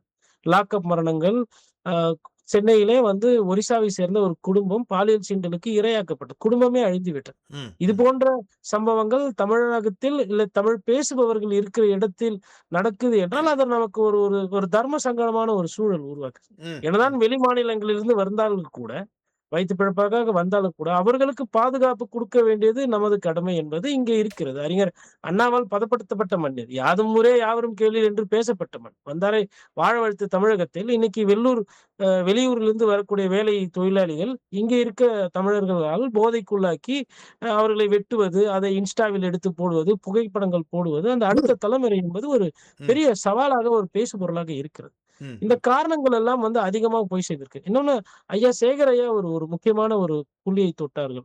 என்னவென்றால், எடப்பாடி பழனிசாமி தேசிய அளவில் இன்னும் பெரிய தலைவராக வரவில்லை. அது உண்மைதான். ம். நிதர்சனமான உண்மை. ஏனென்றால், தேசிய அரசியலில் ஸ்டாலின் அவர்கள் முதல்வராக 5 வருடம் ஆகிவிட்டது. அதற்கு முன்னாடியே அவர் இந்திய கூட்டணி என்று ஒரு கூட்டணியை கூட்டணி அமைத்து, இருக்கு. அதில் ஒரு பெரிய தலைவராக உருவெடுத்து விட்டார். ம், ம். ஆனா, எடப்பாடி பழனிசாமி அவர்களுக்கு ஒரு சூழ்நிலையினால் அவர் முதலமைச்சர் ஆனவர். ம். அப்பொழுது அவர் முதலமைச்சர் ஆவதை அவர் கட்சியிலேயே நிறைய பேருக்கு பிடிக்கவில்லை. அப்போ சொந்த கட்சியில் போராட்டம், அப்புறம் அமமுகவிலிருந்து சிக்கல்கள், சசிகலா அவர்களோட சேலஞ்சு, அதுக்கப்புறம் கூட கூட்டணி வச்ச பாட்டாளி மக்கள் கட்சியில அப்பா மகன் சண்டை, ம். இவ்வளவு பஞ்சாயத்தையும் முடிச்சுட்டு சட்டமன்ற தேர்தலுக்கு தான் அவரால தயார் முடியும். ஒருவேளை இந்த தேர்தலில் அவரு வெற்றி பெற்று அவரும் முதலமைச்சர் ஆனால் மேபி அடுத்த கட்டியாக அவரும் வந்து ஒரு டெல்லி அளவுக்கு பேசக்கூடிய ஒரு ஆளுமையாக எடுக்கலாம். அவருக்கு இன்னும் அந்த வாய்ப்பு கிட்டவில்லை. அதற்கு உண்டான நேரம் வரவில்லை. உள்ளூர் பஞ்சாயத்தையே பார்த்துக்கொண்டு அவர் உள்ளூர் தமிழ்நாடு அரசியல்வாதியாக அவர் வலம் வந்து கொண்டிருக்கிறார். அவர் இன்னும் தேசிய அளவில் இன்னும் அதற்கு வாய்ப்பும் கிடைக்கவில்லை. அவரும் அதற்கு உண்டான அரசியலை செய்யவில்லை. இப்பொழுதுதான் அவர் ஒரு 6 மாதங்களாக அவர் வந்து அந்த பிரச்சாரத்தினுடைய வேகம் எடுக்கிறது. இன்னொன்னு மத்திய அரசை கடுமையாக விமர்சித்தால் தான் அந்த இடம் கிடைக்கும். இந்த ம். இடம் அம்மையார் ஜெயலலிதா கிடைத்தது, கலைஞர் அவர்களுக்கு கிடைத்தது, ஸ்டாலின் அவர்களுக்கு கிடைத்ததுக்கு காரணம் மத்திய அரசை எதிர்த்து பேசக்கூடிய அந்த அரசியல். அரசு. அந்த அரசியல் தமிழ்நாட்டில் யார் செய்கிறார்களோ அவர்களுக்கு தான் அந்த இடம் தேசிய சரி. அரசியல் இடம் கிடைக்கும். ம். இல்ல பிஜேபியுடன் கூட்டு சேர்ந்து கொண்டு அதை செய்ய முடியாதல்லவா? பிஜேபியுடன் சேர்ந்து கொண்டு அதை செய்ய முடியாது. ஒருவேளை நாளைக்கு பிஜேபியோட தயவு வந்து அதிமுகவுக்கு தேவை என்றால் இந்த சிக்கல். ம். அதிமுகவோட தயவு பிஜேபிக்கு தேவை என்றால் வரலாறு ம ம மாறும். நினைவு அவர்களுக்கும் வரும் தானே. ம்ஹ்ம். வாஜ்பாயோட கவர்மெண்ட்டை ஒத்த ஓட்டுல வந்து அம்மையார் ஜெயலலிதா தோற்கடித்தார். அது கடந்த கால வரலாறு. ம். அதனால தமிழகத்தை பொறுத்தவரையிலும் அது மக்களோட எண்ணோட்டம் என்பது மத்திய அரசை ஒரு செக்ல வச்சிருக்கணும்ன்றத தமிழக வாக்காளர்கள் இங்கு விரும்புகிறார். நான் என்ன நினைக்கிறேன் என்றால், சட்டமன்றத்துக்கு அதிமுகவும், நாடாளுமன்றத்துக்கு திமுகவும் சிறப்பாக செயல்படுகிறார்கள் என்று நான் எடுத்துக்கொள்கிறேன். அப்படி. இல்ல இது தமிழக பிஏபி, காங்கிரஸ் போன்ற கட்சிகளுக்கு தோற்கக்கூடிய தொகுதிகளை கொடுத்து பெரிய முக்கியத்துவம் கொடுக்காமல் இருப்பது வருங்காலங்களில் அவர்களை கூட்டணியிலிருந்து ஓரங்கட்டக்கூடிய சாத்தியக்கூறுகள் உண்டா? 100 விழுக்காடு அதற்குண்டான சாத்தியக்கூறுகள் உண்டு. உதாரணத்துக்கு காங்கிரஸ் கட்சிக்கு திமுக தலைவர் ஸ்டாலின் அவர்கள் கொங்கு மண்டலத்தில் அதிகமான சீட்டுகளை ஒதுக்கியுள்ளார். அது அதிமுகவோட நன்றாக கோட்டை. இருக்கக்கூடிய இடங்கள். ம். ம். கோட்டை. அப்பொழுது காங்கிரஸை தோற்கடிக்க வேண்டும் என்று திமுகவும் ஆசைப்படுகிறது. பிஜேபியை தோற்கடிக்க வேண்டும் என்று அதிமுகவும் ஆசைப்படுகிறது. ம். இவர்கள் நிறைய நேரங்களில் வந்து திராவிட கட்சிகளோட உறவு வைத்துக் கொண்டு இவர்கள் உறவாடி கெடுத்த காலங்கள் உண்டு. ம். பாரதிய ஜனதா கட்சியும் காங்கிரசும். இந்த தேர்தலில் அதற்கு வந்து இவர்கள் எதிர்வினை கூடவே இருந்து குழிபறித்து ஒரு சில சீட்டுகளை கொடுத்துள்ளார்கள். அதாவது 25 வருடங்களாக அதிமுக ஜெயிக்காத இடத்தை எல்லாம் தாமரைக்கு கொடுத்திருக்கார்கள். ம். அந்த இடத்துல வந்து 30,000, 50,000 ஓட்டு தோப்போங்க. அந்த இடத்துல வந்து வாய்ப்பில்ல அப்படின்ற சீட்டுகளை காங்கிரஸ் கட்சிக்கு திமுக தலைவர் குடுத்திருக்கிறார். அதிமுகவுக்கு நன்றாக இருக்கக்கூடிய இடங்கள்.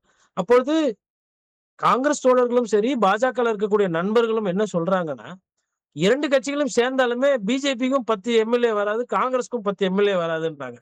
இப்ப ம். தேசிய கட்சிகள் 2 பேரும் சேர்ந்தாலுமே அவங்களுக்கு ஒரு தேசிய பிரச்சனை. உதாரணத்துக்கு நாளைக்கு பாரதிய ஜனதா கட்சிக்கும், காங்கிரஸுக்கும் இந்தியை தமிழ்நாட்டில் கொண்டு வர வேண்டும் என்று அவர்கள் ஒரு தீர்மானத்தில் தமிழகத்தில் ஒன்றாக செயல்பட்டாலும் கூட 2 பேரும் சேர்த்தே அவர்களுக்கு ஒரு 20, 25 சட்டமன்ற எம்எல்ஏக்கள் வராது. அது தமிழ்நாட்டு அரசியல் 10 சட்டமன்ற தொகுதிக்கு கூட 10% கூட வராது. ம். இதனால வந்து தேசிய கட்சிகளை வந்து இந்த தேர்தலில் வந்து ஒரு ரொம்ப ஒரு கடுமையாக இந்த நிறுத்தியிருக்கிறார்கள். இந்த தேசிய கட்சிகள் போட்டியிடுகின்ற தொகுதிகளிலே நிலவரம் நீங்கள் சொன்னது போல தோற்பதற்கான வாய்ப்புகள் அதிகம் இருந்தால் அந்த இடங்களிலே தமிழக வெற்றிக் கழகமோ அல்லது சீமானுடைய கட்சியினுடைய நிலைப்பாடுகள் எப்படி இருக்கிறது?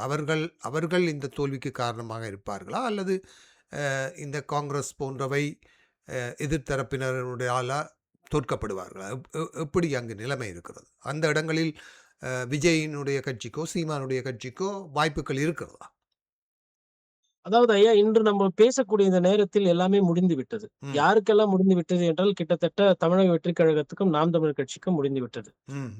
எது முடிந்து விட்டது என்றால், அவர்கள் 130 எம்எல்ஏ பிடித்து முதலமைச்சர் ஆவர் அந்த தருணத்தை அவர்கள் கோட்டை விட்டு விட்டார். கோட்டை விட்டு. 2 பேரும் ஊழல் குற்றச்சாட்டுக்கு ஆளாதவர்கள். ம். ஆட்சியிலயோ, அதிகாரத்திலயோ அமராதவர்கள். அவர்கள் மீது மக்களுக்கு ஒரு பாசம் இருக்கிறது, ஒரு புரிதல் இருக்கிறது.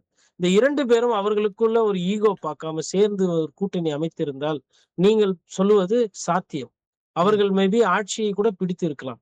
ஆனா அவர்களே அதற்கு தயாராக இல்லை. நான் பெரியவனா, நீ பெரியவனா என்று ஒரு போட்டா போட்டியில் தமிழக வாழ்வுரிமை வெற்றிக் கழகமும், நாம் தமிழர் கட்சியும் வந்து கூட்டணியை அமைக்கவில்லை. ஆனா ம். ஒரு பேசுபொருள் இருந்தது கடந்த வருடங்களில். இந்த மாதிரி சீமான் அவர்களை வந்து டிவிகேவோட சேர்ந்து செல்லலாம். யாரோ ஒருத்தர் இல்ல சரிசமமா கூட பிரித்து அவர்கள் நின்னு இருக்கலாம். ஆனால் அவர்கள் அந்த விஷயத்தை செய்யல.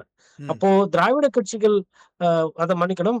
தேசிய கட்சிகள் தோற்கக்கூடிய இடத்தில் திராவிட கட்சியை சேர்ந்த யாரோ ஒருத்தர் வெற்றி பெற்றுள்ளார்.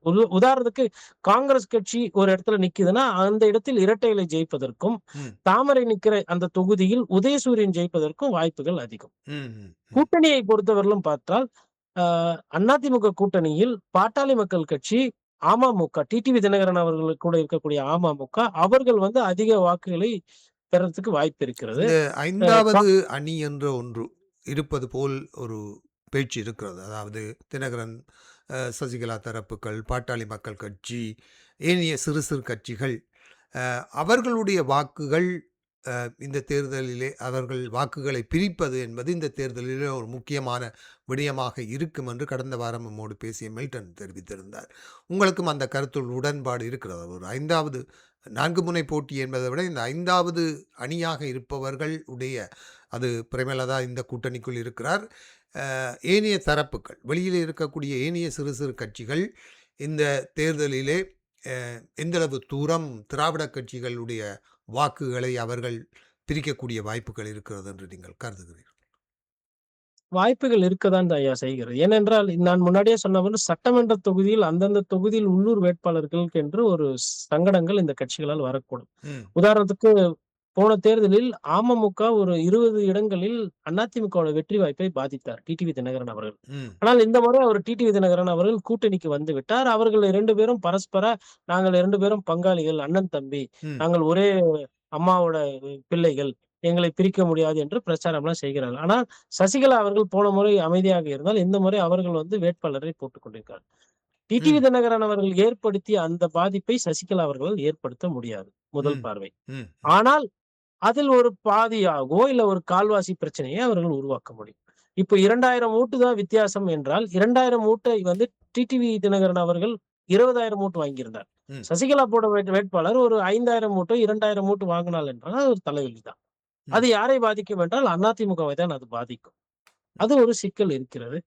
ஆனா இந்த சைடுல என்ன அதனுடைய எதிர்வினை என்னவென்று பார்த்தால், பெரும்பாலான 5 விழுக்காடு கிட்ட அமமுக வாக்கு பிரித்திருந்தார். ம். கடந்த சட்டமன்ற கடந்தது. அதில் ஒரு 2.5 விகிதம் அதில் சரிபாதி டிரான்ஸ்பர் ஆனாலுமே அதிமுகவுக்கு அது ஒரு பெரிய பலம். பலம். காரணம் என்ன என்றால், அமமுகவும் அதிமுகவும் கட்சியாக செயல்படுகின்றன. சசிகலா அவர்களும் ஐயா ராமதாஸ் பெரியவர் ஐயாவும் குழுக்களாக செயல்படுகிறார்கள். ம். அவர்களுக்கு சின்ன வசீகரமோ, இல்ல கட்சியினுடைய அந்த கட்டமைப்போ இல்லை. அவர்கள் தேடி தேடி சாதி அடையாளம் அதிகமாக உள்ள உள்ளூர் வேட்பாளரை தேடி அவர்கள் பிடித்து போட்டுள்ளார்கள். ம். அந்த வேட்பாளர் கொடுக்கக்கூடிய அந்த அழுத்தம் தான் அதிகமாக இருக்கும். ஒரு கட்சியாக பெரிய அளவில் அதிமுகவை பாதிப்புள்ளது. கடந்த முறை ஒரு 20, 25 சீட்டுகளில் பாதிப்பு இருந்தது என்றால், இந்த முறை வந்து ஒரு 10லிருந்து ஒரு 12, 15 தொகுதிகளில் பாதிப்பு இருக்கும். அது குறைந்துவிடும். ம். இந்த முறை அந்த அந்த பாதிப்பை அதிமுக எதிர்கொள்ள வேண்டியதில்லை. இன்னொன்னு எடப்பாடி பழனிசாமி அவர்கள் கிட்டத்தட்ட 5 வருடங்களாக அவரு எதிர்க்கட்சியில் இருக்கிறார். ம். ஒரு எதிர்க்கட்சியில இருக்கிறவர்களை எத்தனை பேர் தான் சேர்ந்து கொண்டு எதிர்க்கப் போகிறீர்கள்? இல்ல ம். அடிக்கப் போகிறீர்கள்? ம். அவரை பொறுத்தவரையிலும் அவர் என்ன சொல்றாருன்னா, இந்த கட்சியில இருந்து நீக்கப்பட வேண்டியவர்கள் நீக்கி விட்டாச்சு. இந்த கட்சியில இருந்து போடணும்னு விருப்பப்பட்டவங்க போயிட்டாங்க. போயிட்டா. இப்ப கடைசியா மிச்சம் இருக்கிறது இதுதான் அதிமுக. இதை இனிமேல்ட்டு யாரும் எதுவும் பண்ணாதீங்க அப்படின்ற அந்த நிலைப்பாட்டுல போறார். அவரு நீக்கியது சரியா? அவர விட்டு விலகினவங்க என்ன பண்ண போறாங்க? அப்படின்றது கண்டிப்பா 4ஆம் தேதி தான் நமக்கு பதில் தெரியும். ஆனா, கடந்த முறை இருந்த அந்த பெரிய பாதிப்பு இருக்காது. காரணம் என்னவென்றால், பெரும்பான்மையினர் தொண்டர்கள் 95 விழுக்காடு மேலே இருக்கக்கூடிய தொண்டர்களோ, அதாவது எம்ஜிஆர் ரசிகர்களோ, இல்ல அம்மையார் ஜெயலலிதாவால் அரசியலுக்கு வந்தவர்கள், எல்லாரும் இன்னைக்கு எடப்பாடி பழனிசாமி அவர்களை பொதுச் செயலராக ஏற்றுக்கொண்டனர். ம். அந்த தொண்டர்களோட அந்த எழுச்சியோ, இல்ல தொண்டர்களோட அந்த ஆதரவு. அபிமானியம் வந்து ம். இன்னைக்கு எடப்பாடி பழனிசாமியிடம் தான் இருக்கிறது. காரணம் அவர் போன அந்த அ பொதுக்கூட்டங்கள், அப்புறம் பிரச்சாரம், தமிழகம் பூரா வந்து அந்த பயணம், இந்த மாரி விஷயங்கள், தொடர்ந்து நிகழ்ச்சிகள் செய்வது, இந்த மாரி கட்சி நடத்துகிற காரணத்தினால். அவர்கள் கட்சி நடத்தவில்லை. ம். அவர்கள் வந்து அறிக்கைகள், பத்திரிகையாளர் சந்திப்பு, போட்டி வேட்பாளர் அப்படி ஒரு ஒரு களத்தில் இருந்து அவர்கள் சண்டை யுத்தம் செய்கிறார்கள். இவரை பொறுத்தவரையிலும் பிரச்சாரம், மக்கள் பிரச்சனை இப்படி என்று இவர் கட்சி நடத்திக் கொண்டிருக்கிறார். ம். இந்த வேளையில் மிக முக்கியமான விடயமாக இந்த 3 தரப்பினர், அதாவது நாம் தமிழர் கட்சியை தவிர்த்து ஏனைய 3 தரப்புகளுடைய தேர்தல் அறிக்கைகளிலே அவர்கள் இலவசங்களை வாரி வாரி வழங்கியிருக்கிறார்கள். இந்த இலவசங்கள் தொடர்பாக தமிழக மக்கள் மத்தியிலே 2 விதமான மனோநிலை இருக்கிறது. ஒன்று இலவசங்களை தந்து எங்களை அ என்ன சொல்வது ஒரு ஒன்றுமில்லாதவர்களாக்கி இருக்கிறார்கள். 2வது இந்த இலவசங்களை தருவதால் தான் நமது தமிழகம் முன்னேறாத ஒரு சூழ்நிலை இருக்கிறது என்று மக்கள் யோசிக்கிறார்கள். ஆனால் கட்சிகள் தொடர்ந்து தேர்தல்களிலே இந்த இலவசங்களைத்தான் ஒரு கவர்ச்சியாக வழங்கிக் கொண்டிருக்கிறார்கள். இப்போது அதை புதுவிதமாக அ நேரடியாக வங்கி கணக்குகளிலே பணத்தை செலுத்துவது என்றெல்லாம் ஆரம்பித்து விட்டார்கள். ஆகவே இது அ இந்த தேர்தலிலே இந்த இலவசங்கள் கொடுப்பது என்பது எந்தளவு தூரம் தாக்கத்தை கொண்டு வரும் என்று நீங்கள் கருதுகிறீர்கள்? குறிப்பாக ஸ்டாலின் அவர்கள் கூட பெண்களுக்கு பொது போக்குவரத்திலே இலவச பயணம் என்ற ஒரு விஷயங்களை எல்லாம் அறிமுகப்படுத்தினார். இவை மக்கள் மத்தியிலே செல்வாக்கு செலுத்தும் என்று நீங்கள் கருதுகிறீர்கள்? அது ஏன் இந்த இலவசங்களை அவர்கள் கொடுக்கிறார்கள் என்று ஒரு ஒரு பத்திரிகையாளரா நான் கொஞ்சம் கூர்ந்து கவனித்து பார்த்தால், ஆட்சிக்கு வந்த பிறகு நல்ல ஆட்சி கொடுப்பதில்லை. அது ம். திராவிட முன்னேற்ற கழகமாக இருந்தாலும் சரி, அண்ணா திராவிட முன்னேற்ற கழகமாக இருந்தாலும் சரி. ஊழல் அதிகமாக இருக்கிறது. இந்த சாராய கடைகளை அரசே நடத்துகிறது. இது ஒரு அவலம். நெறைய முரண்கள் இருக்கிறது. ம். மருத்துவமனை சாராயம் குடித்து கல்லீரல் பாதிக்கப்பட்டு, உடல்நலம் பாதிக்கப்பட்டவரை அந்த மதுவை விற்பது அரசாங்கம். உடல்நலம் சரியில்லைன்னா அவனை குணப்படுத்துவதற்கும் அரசாங்கம். அப்போ இந்த மாரி முரண்கள் எல்லாம் நெறைய இங்க இருக்கிறது. ம். பத்தாததுக்கு இந்த சட்டம் ஒழுங்கு பிரச்சனை, அரசியல்வாதிகளோட தலையீடு, இயற்கை வளங்கள் சுரண்டப்படுகிறது, மணல் கொள்ளை, அதற்கப்புறம் இந்த கல்குவாரிகள், ம். அப்புறம் வேலையில்லா திண்டாட்டம், கான்ட்ராக்டர்ஸ்னுடைய அந்த முக்கியத்துவம். முக்கியத்துவம். ம். அதாவது வேலை வாய்ப்புகளை பெருகாமல் அதை கான்ட்ராக்ட்க்கு தனியாரிடம் குடுத்துவிட்டு கையூட்டு பெறுகிறது. ம். இதெல்லாம் பண்ணக்கூடிய காரணத்தினால் அவர்களால இந்த இலவசத்திலிருந்து அவர்கள் வெளியேற முடியவில்லை. ம். அப்பொழுது மக்கள் வாயை மூட வேண்டும், இல்ல மக்களை எதுவும் சிந்திக்க விடாமல் செய்ய வேண்டும் என்றால், இலவசமாக எதையாவது குடுத்துவிட்டு அவர்களை தேர்தல் நேரத்தில் ஒரு ஒரு ஒரு அசாத்தியான ஒரு சூழ்நிலைக்கு தள்ளிவிட வேண்டும். இதைத் ம். தொடர்ந்து இவர்கள் கையாளுகிறார். இந்த தேர்தலிலும் இவர்கள் கையாண்டு கொண்டிருக்கிறார். அப்ப இலவசம் என்பது தேர்தல் வாக்குறுதியினுடைய ஒரு முக்கிய அம்சமாக இருக்கிறது. ம். ஒரு கடும் போட்டி நிலவுகிறது. இல்ல மக்களிடம் ஒரு பேசுபொருள் எழுப்ப வேண்டும். இல்ல கிளர்ச்சியை உற்பத்தி பண்ண வேண்டும் என்றால், இந்த தேர்தல் வாக்குறுதி ரொம்ப முக்கியமாக இருக்கிறது தமிழக அரசில். ம். அப்ப எந்த கட்சி அதிகமாக இலவசம் குடுக்குது, எந்த கட்சி மக்களோட தேவைகளை பூர்த்தி செய்கிறதோ, அப்படின்ற அந்த நோக்கம். இப்போ மருத்துவமனை இலவசம் என்று நம்ம சொல்ல முடியாது. ம். ம். பள்ளி கல்விகளை இலவசமாக நடத்துறது நம்ம இலவசம் சொல்ல முடியாது. காலை சிற்றுண்டியோ, இல்ல மாலை சிற்றுண்டி மாணவர்களுக்கு கொடுப்பது, சத்துணவு போடுவதும் இலவசமாக இங்கு பார்க்கப்படுவதில்லை. ம். ஆனால் அதை தாண்டி தாலிக்கு தங்கம் தருகிறேன், ம். லேப்டாப் தருகிறேன். அதுக்கப்புறமா உங்களுக்கு இப்போ தாய்மாமன் சீரு தருகிறேன் என்றெல்லாம் தாவேகா தலைவர் விஜய் அவர்கள் வந்திருக்கிறார். வந்திருக்கு. விட்டால் இன்னும் கொஞ்ச நாள் போனால் இவர் கட்டில், பீரோ, மெத்தை, அதுக்கப்புறம் தலகாணி, சீதனம் பாய் சீதனம் என்றெல்லாம் இவர்கள் போய்விடுவார்கள் ஆம். போல இருக்கிறது. இது வரதட்சணையே கொடுத்து வெளியூர் விடும். ம். ஆமா. இப்பொழுது இப்ப சிட்னில இருக்கிற நேயர்கள் கூட பார்த்தாங்கன்னா, என்ன இது தமிழ்நாட்டுல என்ன இப்படி போயிட்டாங்களேன்னு நெனைப்பாங்க அவங்க. ம். இது ஒரு மோசமான ஒரு கலாச்சாரம் ஐயா. இது இங்க நடந்து கொண்டிருக்கிறது. ஆனா, அந்த மோசமான தேர்தல் வாக்குறுதியில இன்னைக்கு எடப்பாடி பழனிசாமி அவர்கள் முந்திவிட்டார். ம். காரணம் என்னவென்றால், ரூ. 10,000 பணம் தருகிறேன். ஏனென்றால் விலைவாசி முன்னே முட்டிவிட்டது. சொத்து வரி, தண்ணி வரி எல்லாம் ஏற்றப்பட்டு உள்ளது. ம். அதை ஏற்றிய காரணத்தினால் உங்கள் பணப்பையில் பணம் அதிகமாக சேரவில்லை. அதனால் நான் தருகிற இந்த 10,000 ரூபாயை பெற்றுக்கொண்டு, நீங்கள் கரண்ட் பில்லு, சொத்து வரி, தண்ணி விலை எல்லாம் கட்டி ஓரளவுக்கு மிச்சம் பண்ணலாம் என்று அவர் ஒரு கருத்தை வெளிப்படுத்தியிருக்கார். ம். நீங்கள் ரூ. 1000 குடுத்தா நாங்க ரூ. 2,000 என்று சொன்னார்கள். ம். திமுகவும் உடனே நாங்களும் ரூ. 2,000 நாங்கள் ரூ. 1,000 தந்து ப்ரூவ் பண்ணவங்க. ம். நாங்களும் ரூ. 2,000 விஜய் என்ன பண்ணார்? 2யும் சேர்த்துக் கொண்டு நான் 2,500 தருகிறேன் என்றார். ம். இவர்கள் தாலிக்கு தங்கம் என்றால் அவர் குழந்தைக்கு பேரும் வைத்து மோதிரமும் போட்டு விடுகிறேன் என்கிறார். இது இந்த தேர்தல் வாக்குறுதிகளை ஒரு ஒரு மேலவை நாடுகளிலோ, இல்ல சபைகளிலோ எடுத்து பேசுவோம் என்றால், ம். நம்மளுடைய சிரிப்பாகவும் இருக்கும். என்ன இது இவங்க என்ன இப்படி பண்றாங்களேன்னு. இது எல்லாமே இந்த ஊழலுடைய அந்த விஷயங்களை மறைப்பதற்கு உண்டான ஒரு விஷயங்களா இருக்கு. ம். அப்பொழுது சீமான் அவர்கள் ஒண்டிதான் இந்த மாரி இலவசங்களை நான் குடுக்க மாட்டேன் அப்படின்ற பேசுகிறார். பட் இங்க மக்கள் மீதும் குறைகள் இருக்கத்தான் செய்யுது. மக்களும் இலவசங்களை எதிர்பார்க்கிறார். மக்கள் என்ன நினைக்கிறாங்கன்னா, நீங்க திருடுவதற்காகவும், ஊழல் கொள்ளையடிப்பதற்காக நீங்கள் அரசியல் வருகிறீர்கள். அதனால எங்களுக்கு ஃப்ரிட்ஜ் குடுத்தா என்ன தப்பு? ஆமா. எங்களுக்கு மிக்ஸி குடுத்தா என்ன தப்பு?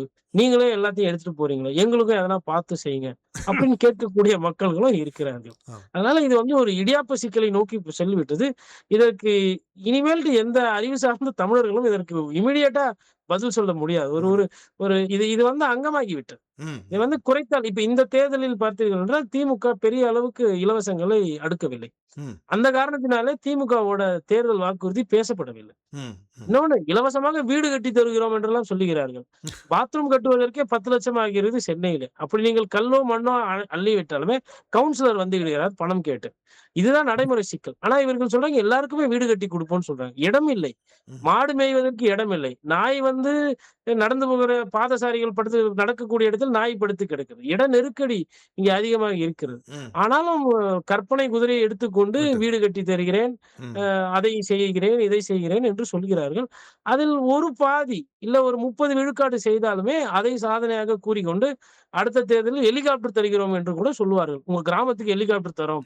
நீங்க அவசர காலத்தில் மழை வெள்ளை காலத்தில் நீங்கள் அதை எடுத்து போலாம் கூட சொல்லலாம். தமிழ்நாட்டினுடைய இந்த இந்த தேர்தல் வேளையில் வாக்குறுதி அடுத்ததாக அவ்வாறு தான் செல்கிறது. முக்கியமான விஷயமாக நாங்கள் ஈழத்தமிழர்கள் என்ற வகையில் ஈழத்தமிழர்களுக்கு சீமான் இந்த முறையாவது வெற்றி பெற வேண்டும். தனித்து அவர் தன்னும் வெற்றி பெற வேண்டும் என்ற ஒரு பெருமாவல் இருக்கிறது. சீமானுடைய நாம் தமிழர் கட்சி நீங்கள் ஏற்கனவே குறிப்பிட்டிருக்கு அந்த கொள்கை என்பதை விஜய் அவர்களுடைய சினிமா கவர்ச்சி வந்து எடுத்து அள்ளிக்கொண்டு போய்விட்டது என்று நீங்கள் குறிப்பிட்டிருந்தாலும் கூட சீமானுடைய தமிழக அரசியல் வந்து படிப்படியாக வளர்ந்து கொண்டு வந்த ஒரு சூழ்நிலை காணப்படுகிறது. இந்த தேர்தலிலே அந்த வாக்கு சதவீதம் அதிகரிக்கும் என்று நீங்கள் கருதுகிறீர்களா?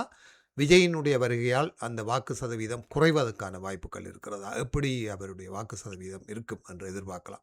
முதலில் வந்து எனக்கு இருக்க நெருக்கடியை நான் இங்க விளக்கமாக சொல்லிவிட்டு, அதுக்கப்புறம் அதுக்குள்ள உண்மைத்தன்மைக்கு நான் போக வேண்டும் என்று நினைக்கிறேன். ம். ஆ பத்திரிகையாளரோ, இல்ல வந்து அரசியல்வாதிகளோ, இல்ல வழக்கறிஞர்களோ, இந்த நாட்டில் நடக்கக்கூடிய அவலங்களை கொஞ்சம் கூர்ந்து கவனிக்க வேண்டிய ஒரு கட்டாயத்தில் இருக்கிறோம். தமிழகத்தில் நெறைய பிரச்சனைகள் இருக்கு. அரசியல் ரீதியாக சரியாக இல்லை. அதற்கெல்லாம் மருந்து போடக்கூடிய ஒரு சில கொள்கைகளை நாம் தமிழர் கட்சி அண்ணன் சீமான் அவர்கள் தொடர்ந்து சொல்லிக் கொண்டிருக்கிறார். ம். பட் என்ன இங்க பிரச்சனை என்றால், நடைமுறை சாத்தியத்திற்கு அந்த 8 விழுக்காடுல இருந்து 25 விழுக்காடு நீங்க சென்றீங்கன்னா கூட 3வது இடம் தான் பெற முடியும். 30 விழுக்காடை தொட்டால் தான் எதிர்க்கட்சி அந்தஸ்து. ம். 40 விழுக்காடை தொட்டால் தான் ஆளுகின்ற கட்சியாக மாற முடியும். அப்போ 8% 40%க்கு அது ஒரு ஏணியை வைத்தாலும் எட்டவில்லை. ம். அந்த விஷயத்தில் ஒரு சின்ன சமரசம் ஒருவேளை நாம் தமிழர் கட்சி அண்ணன் சீமான் அவர்கள் செய்திருப்பார் என்றால், வருகின்ற சட்டமன்ற தேர்தலில் நாம் தமிழர் கட்சியிலிருந்து கண்டிப்பாக சட்டமன்ற உறுப்பினர்கள் சட்டசபை செல்வார்கள். ம். ஆனால் அதை வந்து அவர் சமரசம் செய்து கொள்ள முடியவில்லை, இயலவில்லை. அதனால அந்த கட்சியுடைய வளர்ச்சி என்பது தொடர்ந்து ஏறுமுகமாக தான் இருக்கிறது. ம். அப்படி ஏறுமுகமாக போய்க் கொண்டிருந்த அந்த கட்சியை விஜய் அவர்கள் வந்து கொஞ்சம் அதை வந்து அமுக்க பார்க்கிறார். அந்த வளர்ச்சியை வந்து தடுக்க பார்க்கிறார். இதுதான் அவருக்கு ஒரு பெரிய சிக்கலா இருக்கு. அதாவது திமுகவோட அந்த விஷயங்கள்ல இருந்தும், அதிமுகவோட அந்த விடயங்கள்ல இருந்து நாம் தமிழர் கட்சி வெளியே வந்து விட்டது. ம். அதை மீறி செயல்படுவதற்கு ஒரு கட்சியாக வலு பெற்று விட்டது. ம். அது வளர்ந்து வர நேரத்தில், அதனுடைய வளர்ச்சி வேகமாக இருக்க வேண்டிய நேரத்தில் விஜய் அவர்கள் வந்துவிட்டார். வந்த விஜய் நாம் தமிழர் கட்சியோடு சேர்ந்து பயணம் செல்லலாம். ஒண்ணும் தவறு இல்லை. ஆனா ஆசை யாரை விட்டது என்றால், அவரே முதலமைச்சர் ஆகணும். ம். நான் ஒண்டி கட்சி நடத்தினா போதும் என்று அந்த ஒரு பார்வையில் இருக்கார். உதாரணத்துக்கு சீமான் அவர்கள், விஜய் அவர்கள் வந்த உடனே முதல்ல வாழ்த்துக்கள் தான் சொன்னார். ம். தம்பி வரணும், நல்லா பண்ணட்டும், சேர்ந்து பண்ணலான்ற அந்த ஒரு ஆசையில இருந்தார். ஆனா விஜய் அவர்கள் அன்றைய காலகட்டத்திலேயே ஆதரவாக பேசி கீசி அதை அப்படியே பேசிவிட்டு, விஜய் அவர்கள் எப்படி என்றால், யாரு போய் கதை சொன்னாலும் கேட்கிறார். அவர் ஒரு நடிகர் அல்லவா? யார் போய் கதை சொன்னாலும் அந்த கதை கேட்பார். திமுகல இருந்து கதை சொன்னா கேட்பார். அதிமுகவோட கூட்டணி கதை கேட்பார். காங்கிரஸுடன் கூட்டணி கதை கேட்பார். பாஜகவுடன் டெல்லியில் கதை சொன்னால் கதை கேட்பார். எல்லாரோடும் கதை கேட்டார். விசிகாவோடும் கதை கேட்டார். கதை கேட்டுவிட்டு இந்த கதை எனக்கு பிடிக்கவில்லை. என் கதையில் நானே ஹீரோ, நானே முதலமைச்சர், நானே மந்திரி, நானே தனியாக செல்கிறேன் என்று அவர் கிளம்பி விட்டார். ம். இதுதான் ஒரு பின்னடைவாக போய்விட்டது. ஒருவேளை அதிமுக பாஜக கூட்டணியை விட்டு வெளியே வந்து ஒரு காலம் உண்டு. அந்த நேரத்தில் நாம் தமிழர் கட்சி சீமான் அவர்கள் அதிமுகவோட ஒரு கூட்டணி வைத்திருந்தால், மேபி இந்த தேர்தலில் நாம் தமிழர் கட்சியினுடைய வாக்கு விகிதாச்சாரம் கூடியிருக்கும். ம். கூடுவதற்கு வாய்ப்பு இருக்கும். நான் என்ன பார்க்கிறேன் என்றால், அவர்களோட முயற்சி என்பது நல்ல முயற்சி. அது இன்று இல்லனாலும் என்றும் அது வந்து ஒரு நாள் இல்லனாலும் ஒரு நாளும் அந்த கட்சி கொள்கைகள் வந்து மேலே போவதற்கு வாய்ப்பு இருக்கு. ம். வருகிற தேர்தலில் ஏதோ ஒரு திராவிட கட்சிக்கு ஒரு பின்னடைவு இருக்கும். அதே போல நாம் தமிழர் கட்சிக்கும் பின்னடைவு இருக்கும்.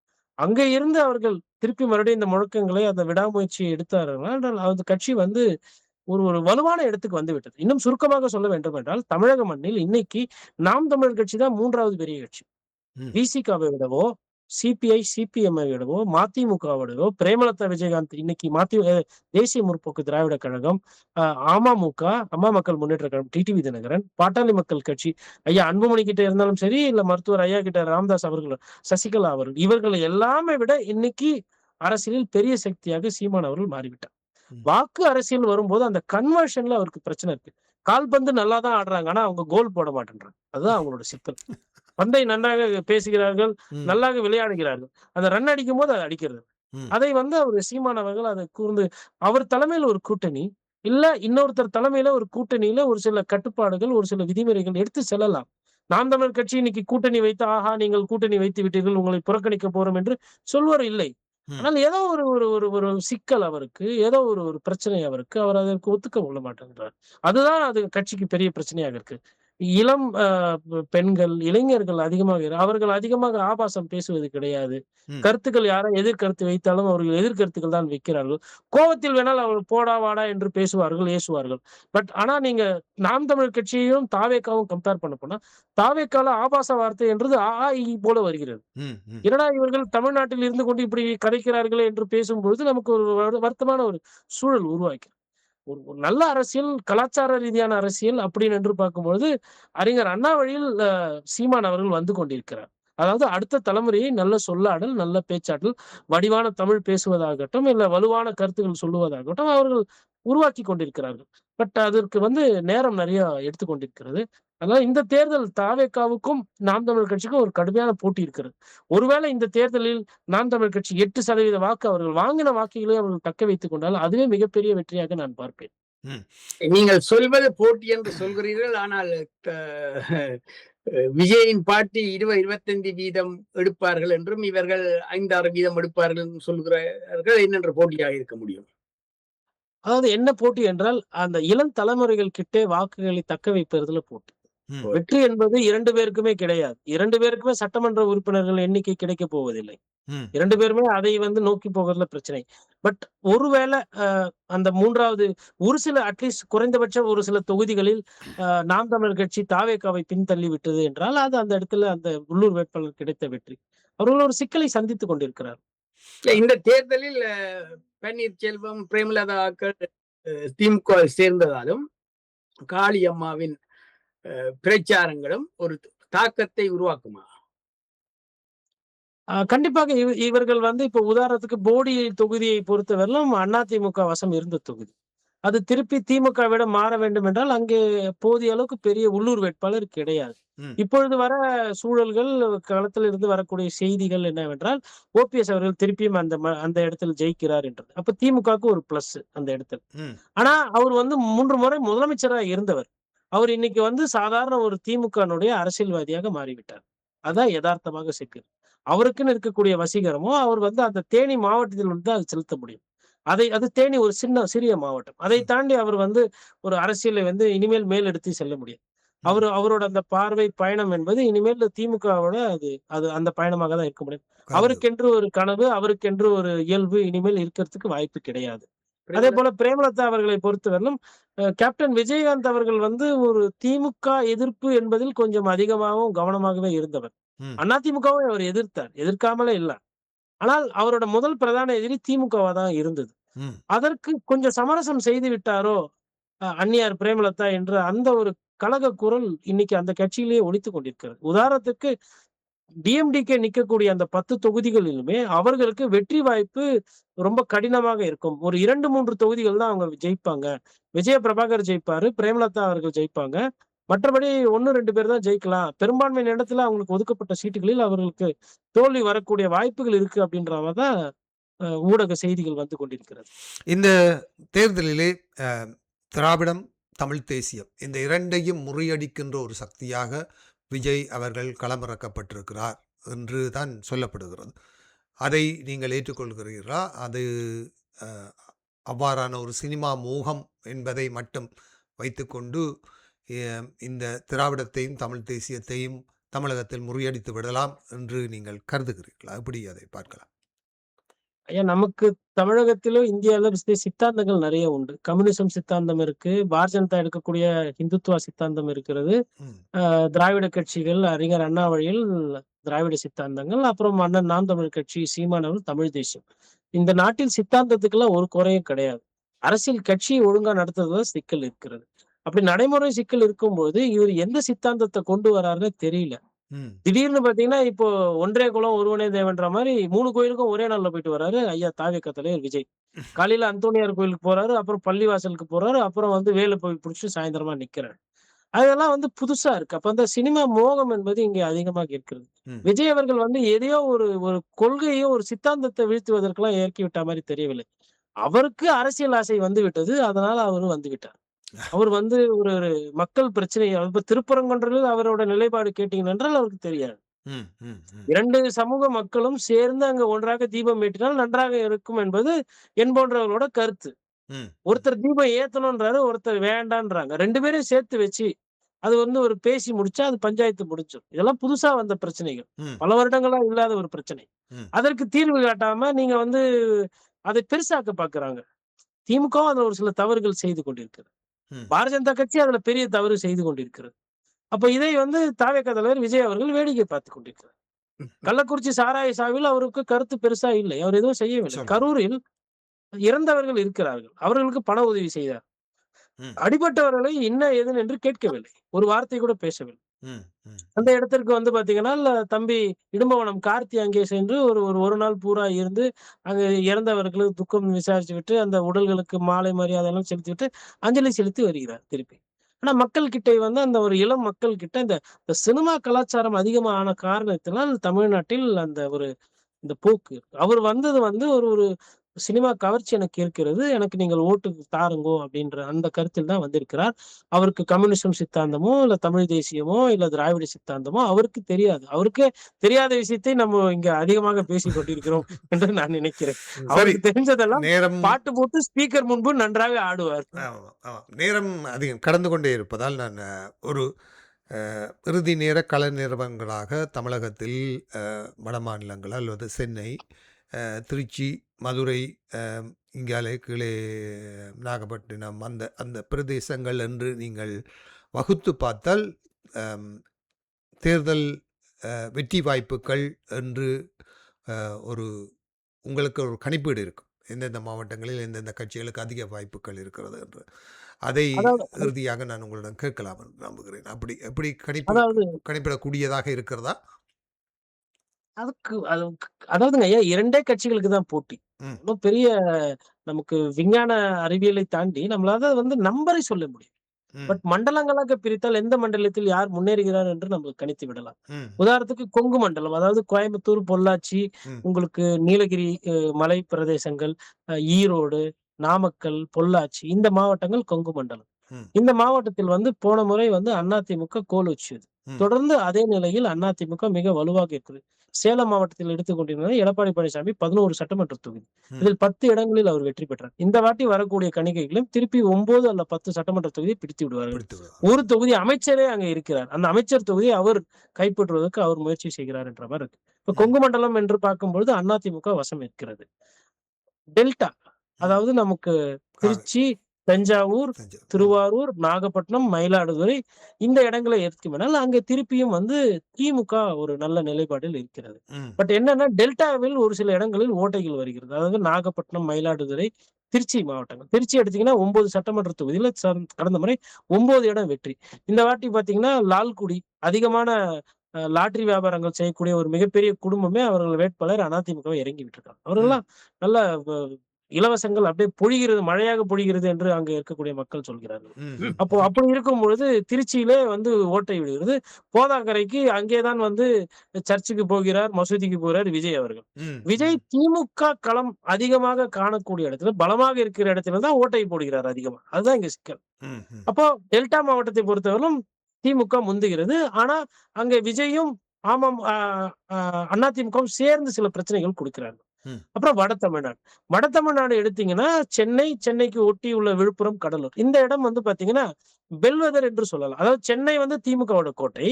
சென்னைக்கு வெளியில இருக்கக்கூடிய இடங்கள் பெல்வெதர். ஒரு தேர்தல்ல மாறக்கூடிய தன்மை. ம். அப்போ இந்த வாட்டி வந்து போன முறை அளவுக்கு அவங்களுக்கு வெற்றி வந்து அந்த இடத்துல வராது. ஒரு இழுபறி இருக்கு என்று வருகிறது. ஸ்விங் அப்போ இருக்கு. ம். ஸ்விங் இருக்கு ம். அப்படின்றாங்க. அப்ப அந்த இழுபறின்னும் போது அந்த திமுகவோட அந்த வெற்றி என்பது ஒரு கேள்விக்குறியாகும். வெற்றி பெறாதுன்றது இல்ல. ம். ஒரு கேள்விக்குறி.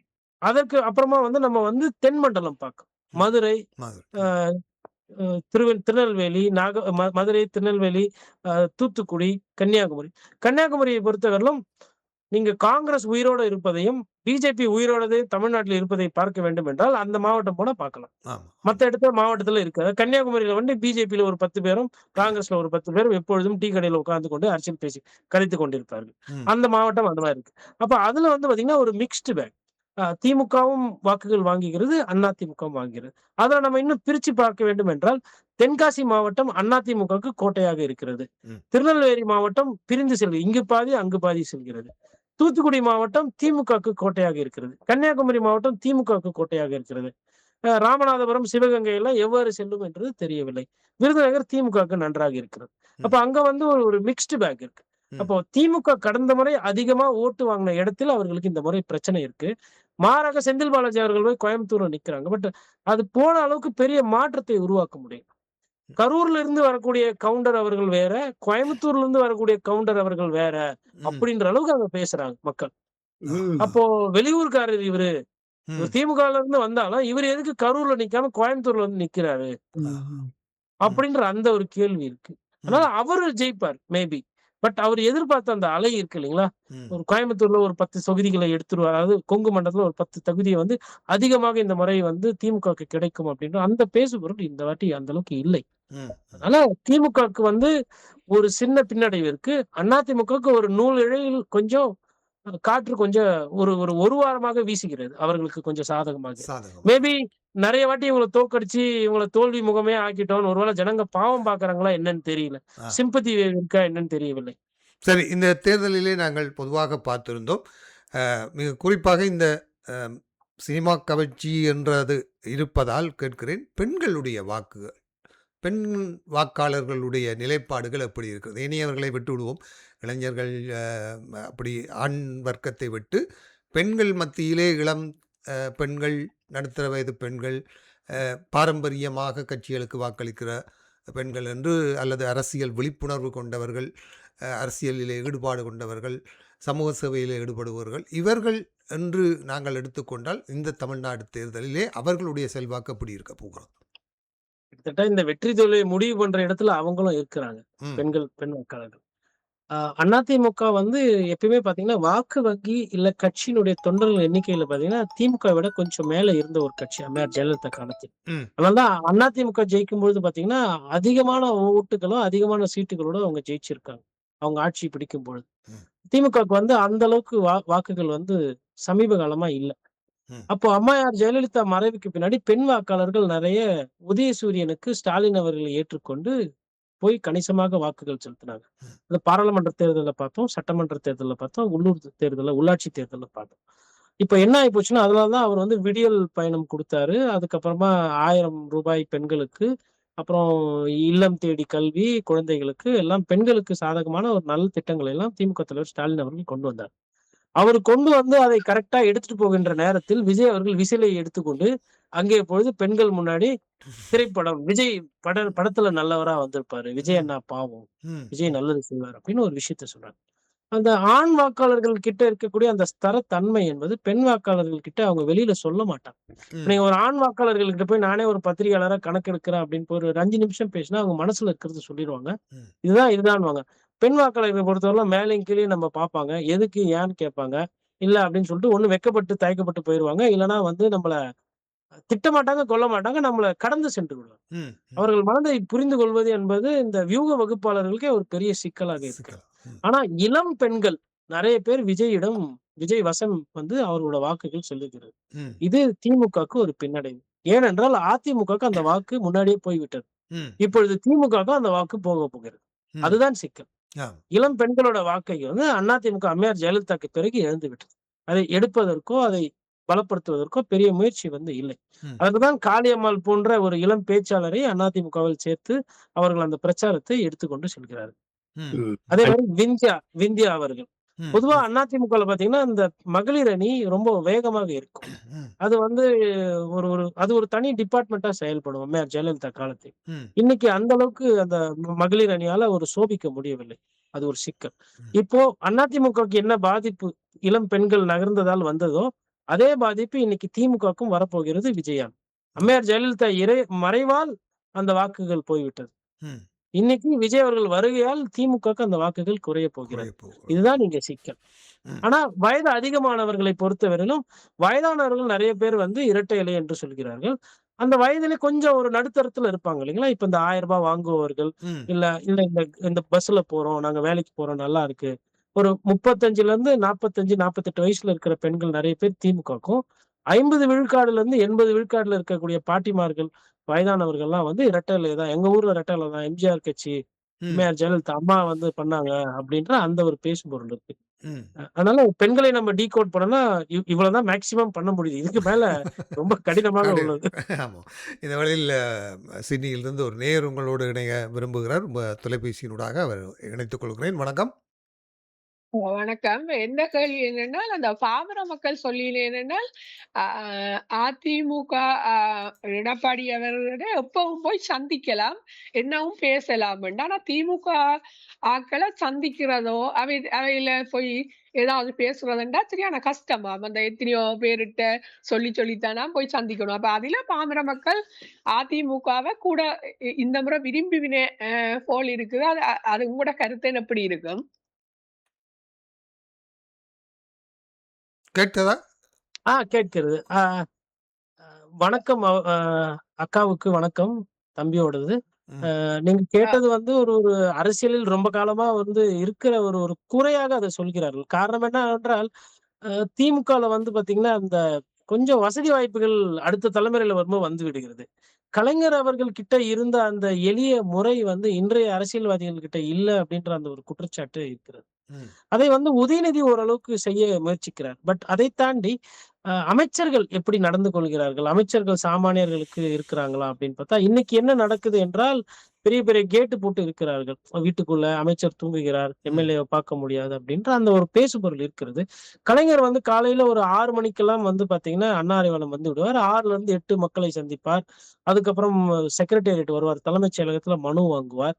அவரு கடைபிடித்த அந்த பண்புகளை வந்து இன்னைக்கு இருக்கக்கூடிய திமுக தலைவர்கள் அதை பண்றது கிடையாது. அது ஒரு ம். சிக்கல் இருக்கிறது. ம். அந்த சிக்கல தான் சகோதரி அவர்கள் கோடிட்டு காட்டுகிறார். எடப்பாடி பழனிசாமி அவர்களை பொறுத்தவரையிலும் பார்த்தீங்கன்னா, பெரிய கூட்டம் எப்பொழுதுமே அவர்கிட்ட போறது கிடையாது. பார்க்கணும்னா, "என்னம்மா? சொல்லுங்கம்மா, வாங்கம்மா, போங்கம்மான்னுவாரு." அதே மாரி அடிக்கடி அந்த வயக்காட்டு பக்கம் போறது, மக்கள பார்க்கறது, பேசுறது, அந்த ஒரு எளிய ஒரு முறை வந்து அவர் கடைபிடிக்கிறார். அதனால அந்த நரேட்டிவ் அங்க செட் ஆகுது. ம். திமுகல வந்து போய் பார்க்கறது கொஞ்சம் இன்னொன்னு திமுகல வந்து பிரபலங்கள், அதுக்கப்புறம் யூடியூபர்ஸ், செலிபிரிட்டீஸ், நடிகர்கள் அவர்கள் எல்லாமே வந்து திமுகவை வந்து எப்பயுமே சுற்றி நெறைய பேர் இருக்கிறாங்க. ம். இப்ப சாமானியன் போய் பார்க்கணும்னா, அ ஆல்ரெடி ஒரு 30 பேர் எப்பயுமே சுத்தி இருக்கிறபோது, அவங்களுக்கு நடுவுல போய் பார்க்கறது, நேரம் அ கேட்கறது அப்படின்றது ஒரு சிக்கலா இருக்கு. நீங்க அதிமுகல பார்த்தீங்கன்னா, அந்த மாரி பெரிய நடிகர்கள், நடிகைகள்லாம் இன்னைக்கு கிடையாது. ம். அம்மையார் காலத்துல கொஞ்சம் பேர் இருந்தாங்க. இப்போ இன்னைக்கு பார்த்தீங்கன்னா, இந்த படம் எழுதுறவங்க, கதை வசனம் எழுதுபவர்கள், வசனகர்த்தாக்கள், இல்ல வந்து கொஞ்சம் பாப்புலரா இருக்கிறவங்க அதிமுகவிடம் இல்ல. அதனால அது வந்து இது வந்து ஒரு சாமானிய கட்சி மாரி கொஞ்சம் மாறி இருக்கிறது. அது வந்து கொஞ்சம் உயர்தட்டு மக்களுக்கு உண்டான ஒரு கட்சி மாரி கொஞ்சம் மாறி இருக்கிறது. ஆனா தமிழ் கலாச்சாரம், அந்த அடையாளம் அப்படின்னு வரும்போது, திமுக அதுல சமரசம் செய்வது கிடையாது. ஒரு ஜல்லிக்கட்டு விஷயங்கள் ஆகட்டும், இல்ல வந்து பொங்கல் விழா எடுக்கிறது, அதெல்லாம் நல்லா பண்றாங்க. பட் ஆனா மக்கள பார்க்கணும். ரொம்ப இயல்பா இருக்கணும், சாதாரணமா இருக்கணும். அந்த இயல்பு தன்மை கொஞ்சம் குறைந்து விட்டது தான் அங்க இருக்கக்கூடிய பிரச்சனை. நன்றி. நன்றி, நன்றி. வேறு ஏதாவது கேள்விகள் சேகர்? நானு சில கேள்விகள் என்னென்றால், கொங்கு மண்டலத்திலும், சென்னை போன்ற இடங்களிலும், மாநிலம் போன்ற இடங்களிலும் கணிசமான பிற மாநிலத்தவர்கள் வாழ்கிறார்கள்.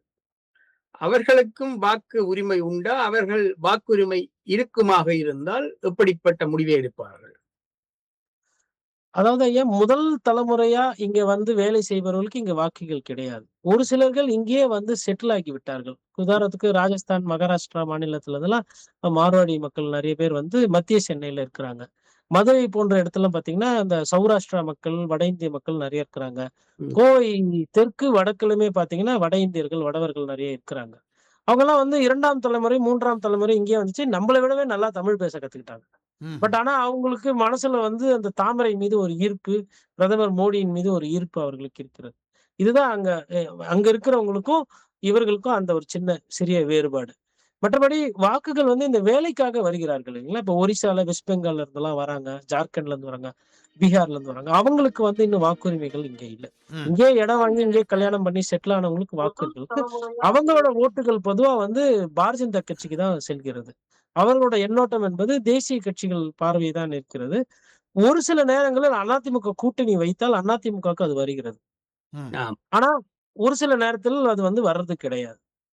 இன்னொரு அது இந்த நேயர் தேர்தல் எப்படி போகுதுன்னு பார்க்க வேண்டும். கணிசமான பீகார் மாநிலத்தவர்கள் இன்று தமிழ்நாட்டில் வேலை செய்கிறார்கள் இல்லையா? இன்னொரு நேயர் வந்திருக்கிறார், ஆமா. அவர் எடுத்துக்கொள்வோம். ஆமா. கணிசமான வேலைக்கு இங்க நெறைய வந்து கொண்டிருக்கிறார்கள். பீகார்ல இருந்து வந்திருக்கிறாங்க. திருப்பூர்ல குறிப்பா வந்து நமக்கு இந்த துணி கடைகள், துணி அந்த ஆலைகள், இந்த மாரி விஷயங்கள் எல்லாம் இன்னைக்கு பீகார் தொழிலாளிகள் நெறைய பேர் வராங்க.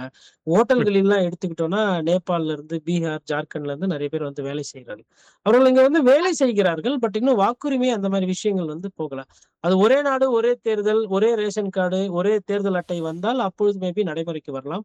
ஆனா இன்னைக்கு தேதியில அது இல்ல. அதுவும் எஸ்ஐஆருக்கு பிறகு, இந்த ஸ்பெஷல் ரிவிஷன் பண்ணதுக்கு பிறகு நெறைய இந்த மாரி அட்ரஸ் சரியா இல்ல, இல்ல இந்த ஊர்ல இல்ல அப்டின்னா, நெறைய பேரோட வாக்காளர கண்டுபிடிச்சு அத நீக்கியிருக்காங்க. ம். அதாவது உயிரோட இருக்கவங்க யாரு பேரையும் நீக்கல. 2 பேர் இருக்கிறாங்க, 3 பேர் இருக்காங்க, இல்ல வேற ஊர்ல இருந்து இங்க வந்து ஓட்டு வாங்கியிருக்காங்க அப்டின்னா, அதெல்லாம் நீக்கியிருக்காங்க. ம். நல்லது. இந்த வேளையில் பொன்மயில்நாதன் அவர்கள் நிகழ்ச்சியோடு இணைந்திருக்கிறார். வணக்கம். வணக்கம். ஓ, சொல்லுங்க. இந்த தேர்தல்ல தலைமை தாங்குற தலைவர்கள் தாக்கம் எவ்வளவு இருக்கும் என்ற ஒரு கேள்வி. அதுல முதல் என்னுடைய கருத்தை சொல்றேன். நான் அறிந்த அளவிலே, நான் பார்த்த அளவிலே 3 தலைவர்கள் ஒரு விதமான குறிப்புகள், நோட்ஸ் ஒன்றும் இல்லாமல் பேசுவார்கள். தங்களுடைய பேச வேண்டிய விஷயம் முழுதும். அப்படி பேசுபவர்கள்ல மோடி ஒருவர், சீமான் ஒருவர், எங்களுடைய இலங்கை தலைவர் அனுரகுமார திசாநாயக்க ஒருவர். ம். வேறு வெறும் இப்படியான பேச்சுகளை நான் பார்க்கவில்லை. மற்றவர்கள் எல்லோரும் நோட்ஸ் வச்சு, குறிப்புகள் வச்சு தான் பேசுவார்கள். ஒரு விதமான குறிப்புகளும் இல்லாமல் பேச வேண்டிய விஷயம் அவ்வளவையும் பேசி போட்டு போகிறார்கள் 3 பேரும். அத்துடன் சீமானை பொறுத்தளவிலே யார் என்ன கேள்வி கேட்டாலும் அதுக்கு தகுந்த மறுமொழி சொல்றார். நல்ல தமிழிலே நல்ல நல்ல கொள்கைகள் வச்சிருக்கிறார் சீமான். ம். தமிழர் என்றது முன்னிறுத்தி அப்படியான இடத்துல அவர்களுடைய தலைமைத்துவத்துக்கு ஏதாவது இளைஞர்களுடைய செல்வாக்கு இருக்கா, அல்லது சினிமாக்காரர்களுடைய செல்வாக்கு இருக்கா? அது நான் இதிலே பார்க்கிறேன், யூடியூப் அதுகளில் பார்க்கிறேன். சீமானை பற்றி தான் கூடுதலாக வருகிறது. நான் பார்க்கிறபடியால் அது வருகிறதோ என்னவோ தெரியவில்லை. சீமானை பற்றி நல்லா பேசுகிறார்கள் பலர். அது பற்றி உங்களுடைய கருத்து கேட்க விரும்புகிறேன். ஆமாம். அதாவது ஒரு காலத்தில் தமிழகத்தில் மூத்த தலைவர்கள் கருணாநிதியோ, எம்ஜிஆரோ, நெடுஞ்செழியனோ, அன்பழகனோ போன்றவர்கள் இளைய தலைமுறையினருக்கு ஒரு முன்னுதாரணமாக இருந்தார்கள். இன்று இருக்கக்கூடிய தலைவர்களில் அவ்வாறு பார்க்கலாமா? அப்படியான ஒரு தன்மையை உங்களால் அடையாளப்படுத்த முடியுமா? இன்னைக்கு இருக்கக்கூடிய தலைமுறையாகட்டும், இல்ல இந்த இளம் இப்ப இருக்கக்கூடிய அரசியல்வாதிகள் அந்த தன்மையில இல்லை. உதாரணத்துக்கு இப்ப நம்ம எடுத்துக்கொண்டோம்னால், இன்னைக்கு இருக்கக்கூடிய அமைச்சர்கள் நல்ல தமிழ் அழகாக பேசக்கூடியவோ, இல்ல புள்ளி விவரங்களோட பேசக்கூடிய ஆட்கள் பார்த்தா, பிடிஆருக்கு புள்ளி விவரம் தெரியும். ஆனா தமிழ் சரியா வராது. ம். ம். அவரு பாதி நேரம் வந்து ஒரு ஆங்கில சொல்லாடல்கள் தான் அதிகமா எடுக்கிறாரு. அமைச்சர் தங்கம் தென்னரசு ஓரளவுக்கு வடிவாக பேசுவார். திருச்சி சிவா அவர்கள் ஒரு நல்ல தமிழ் பேசுவார். அதை தாண்டி திமுக என்றால் ஒரு நட்சத்திர பேச்சாளர்கள், தமிழ் கலப்படம் இல்லாமல் மக்களோட நலன் கருதி பேசக்கூடிய அந்த இனம் என்பது கொஞ்சம் அழிந்து விடுவது. ம். அதிமுகல பெரிய பேச்சாளர்கள் என்பது யாரும் அந்த அளவுக்கு அவங்க கிடையாது. ஐயா காளிமுத்து அவர்கள் இருந்தார், முத்தமிழ் வித்தகர். ம். அவரு காலகட்டத்துல அவரும் திமுகல இருந்து வந்தாரு. ஒரு சிலர் இருந்தாங்க. இப்போ ஐயா கருப்பையா அந்த இடத்த கொஞ்சம் பிடிக்க முயற்சி பண்ணாரு. அவர் ஒரு நல்ல சொல்லாடல் பேசிக் கொண்டிருக்கிறார். நல்ல தமிழ் கேட்க வேண்டும், அரசியல் புரிய வேண்டும் என்றால் பழக்கருப்பையா ஒரு ஆப்ஷன். அப்படி ம். இல்லை என்றால் இளம் தலைமுறைக்கு பிடித்தார் போல், இல்ல இன்னைக்கு நடக்கக்கூடிய சூழலுக்கு நாம் தமிழ் கட்சி அண்ணன் சீமான் அவர்கள் தான் ஒரே சாய்ஸ். அதை விட்டா கிடையாது. இப்ப எனக்கு முன்னாடி பேசக்கூடிய ஐயா வந்து ஒரு விஷயத்த சொன்னாங்க. நாங்க பார்க்கக்கூடிய வலைதளையில வந்து யூடியூப்ல சீமான் அவர்களோட பேச்சு தான் வருது. பாராட்டுகள்லாம் இருக்குன்னு. ஐயா நீங்க நல்ல காணொளிகள் பார்க்குறீங்கன்னு நான் நினைக்கிறேன். மோசமான காணொளிகள் இங்க அதை விட அதிகமா நிறைய தமிழ்நாட்டுல போய் கொண்டிருக்கிறது. வியூஸ் அதுக்கு தான் அதிகமா வருது. நல்ல செய்திகளுக்கும், நல்ல கருத்துகளுக்கும் குறைவான எண்ணிக்கை தான் அங்க வருது. ம். அதனால உங்களுக்கு அது திரும்ப திரும்ப நீங்க பார்க்கறதுனால கூகுள் வந்து அதையே உங்களுக்கு திருப்பி குடுக்குது. ம். அதுதான தவிர்த்து மத்தபடி இங்க வந்து பாடுறாங்களா, கத்துறாங்களா, இல்ல கத்திக்கிட்டு ஓடுறாங்களான்னு தெரியல. அதெல்லாம் பயங்கரமா போகுது. என்ன ம். விஜய் அவர்கள் பேசுவதே கிடையாது. விஜய் அவர்கள் எல்லா இடமும் போற இடம்லாம் டாட்டா, ஃப்ளையிங் கிஸ் இப்படி இப்படி கையை வைத்துக்கொண்டு இப்படி பண்ணி கொண்டு போகிறார். இதுதான் லட்சக்கணக்குல போகிறது. ம். ஏன் போகிறது? அதுக்கு பின்னாடி என்ன சித்தாந்தம்? அது என்ன பொருளாதாரம் சொல்லப் போகிறார்கள்? வேலைவாய்ப்பு அந்த வேலை இல்லாம நெறைய இளைஞர்கள் இருக்கிறனால தான் அங்க பின்னாடி செல்கிறார்கள். திங்கட்கிழமை வைத்தாலும் கூட்டம் வருகிறது. ஞாயிற்றுக்கிழமை வைத்தாலும் கூட்டம் வருகிறது. இவர்கள் படிக்கப் போகிறார்களா? வேலைக்கு போகிறார்களா? இல்ல வீட்ல அப்பா கூட சேர்ந்து எதனா உதவி பண்றார்களா? தொழில்னா கேட்ட கேள்விக்கு பதில் இல்லை. அங்கே வந்து காவல்துறையிடம் அடிபட்டு விட்டு, அந்த அடியை துடைத்துக் கொண்டு திருப்பி மறுபடியும் ஓடிக்கொண்டிருக்கிறார்கள். க க கதைத்து சத்தம் போட்டுக்கொண்டு. ம். இந்த ஒரு சூழ்நிலை இருக்கிறது. ம். அப்போது ஒரு நல்ல பேச்சாளர், நல்ல தமிழ் அப்படின்னும்போது இன்னைக்கு ஒரு பற்றாக்குறை தமிழகத்தில் இருக்கிறது. ஆனா அந்த பற்றாக்குறையை நாம் தமிழர் கட்சி சீமான் அவர்கள் ஒண்டி அதை சரி செய்ய முயற்சி செய்கிறார். வெறும் இன்னைக்கு அந்த துண்டு சீட்டு இல்லாம பேசக்கூடிய தன்மை அப்படின்னு பார்த்தா, இது நாம் தமிழர் கட்சியோட பேச்சாளர்கள் கிட்ட இளம் பேச்சாளர்கள் ஓரளவுக்கு அதாவது நம்ம தமிழ்நாட்டுல இருந்து ஒண்டி கிடையாது. இப்போ இலங்கையிலயோ இல்ல கனடா, இங்கிலாந்து, சிட்னி இது போன்ற நகரங்கள், அமெரிக்காவில இருந்து பார்க்கக்கூடியவர்கள், அவர்கள் வீட்ல இருக்கிற குழந்தைகள் நல்ல வடிவான தமிழ் கத்துக்கணும். தாய்நாட்டுல எந்த மாரி அரசியல் இருக்கு, என்ன சொல்ல வராங்க அப்படின்னா, நீங்க தைரியமா எடுத்து சீமான் அண்ணன் கோவப்படாத அந்த காட்சிகளாக இருக்க வேண்டும். அதை நீங்கள் தைரியமாக வைத்துக் கொள்ளலாம். மற்றபடி மற்ற அரசியல் தலைவர்கள் வந்து பேசுவது கிடையாது. ஓரளவுக்கு எடப்பாடி பழனிசாமி இப்பொழுது துண்டு சீட்டு இல்லாம பேச ஓரளவுக்கு தயாராகி விட்டார். ம். ஸ்டாலின் அவர்களுக்கு வந்து அந்த பேப்பர் அந்த ஏன்னா ஆட்சியில இருக்கிறனால அந்த புள்ளி விவரங்கள் வரும். ம். அப்புறம் பிரதமர் மோடி அவர்கள் வந்து நெறைய நேரம் ப்ராம்ப்டர் பார்த்து பேசுகிறார். அது பார்க்கும்போது நமக்கு வந்து அவர் கையில எதுவும் இல்லாம பேசுற மாரி தெரியும். இப்படி திரும்புனா இங்க ஒரு 2 ப்ராம்ப்டர் கம்ப்யூட்டர் ஓடும். இப்படி திரும்புனா இப்படி ஒரு கம்ப்யூட்டர் ஓடும். அதனால அது நெறைய வந்து ஒரு ஒரு பிரதமர் மந்திரியோட அலுவலகம் வந்து அந்த வேலைகளை செய்து அது சிறப்பாக பண்ணி குடுக்குறாங்க. ம். மக்கள் பிரச்சனையே அடிமனசுல இருந்து பேசணும், உள்ளூர் பிரச்சனை தெரியணும்னா, இன்னைக்கு தேதியில இடத்துல இருக்கிறது நாம் தமிழர் கட்சி சீமான் அவர்கள் தான். ம். அருமை. விவசாயிகள் பிரச்சனை, இல்ல சமீபமா நடந்த ஒரு சில பிரச்சனை அப்படின்னா, ஓரளவுக்கு எடப்பாடி பழனிசாமி அவர்கள் பேசிக் கொண்டிருக்கிறார். ம். இறுதியாக நாங்கள் ஒரு நன்றி. நன்றி, நன்றி, நன்றி. அது பொன்மைநாதன் அவர்கள். நிகழ்ச்சியிலே நம்மோடு இணைந்து கொண்டதற்கு மிக்க நன்றி. உங்களுடைய நேரத்தை விட அதிகமாக நேரம் எடுத்து விட்டேன் என்று நம்புகிறேன். 1/2 மணி நேரம் கூடுதலாக. இருந்தாலும் ஒரு அ பரந்து விரிந்த பார்வையை தமிழக தேர்தல் தொடர்பாக நீங்கள் எங்களுக்கு தந்திருக்கிறீர்கள். இருந்தாலும் எல்லோரும் சொல்கின்ற அதாவது இந்த தேர்தல் முடிவுகளை ஒரு ஊகமாக கணிப்பிட முடியாது என்ற ஒரு சூழ்நிலை தான் இருக்கிறது. அதாவது கருத்து கணிப்புகளை கூட நாங்கள் ஒரு நம்பும் அளவிற்கு இல்லை. எந்த சூழ்நிலையிலும் எப்படியும் மாறிவிடலாம். அதுக்கு காரணமாக இருப்பது விஜய் அவர்களுடைய இந்த தேர்தல் வருகை என்றுதான் சொல்ல வேண்டும் இல்லையா? அப்படித்தான் நிலைமை. ஆமாமா, ஆமா.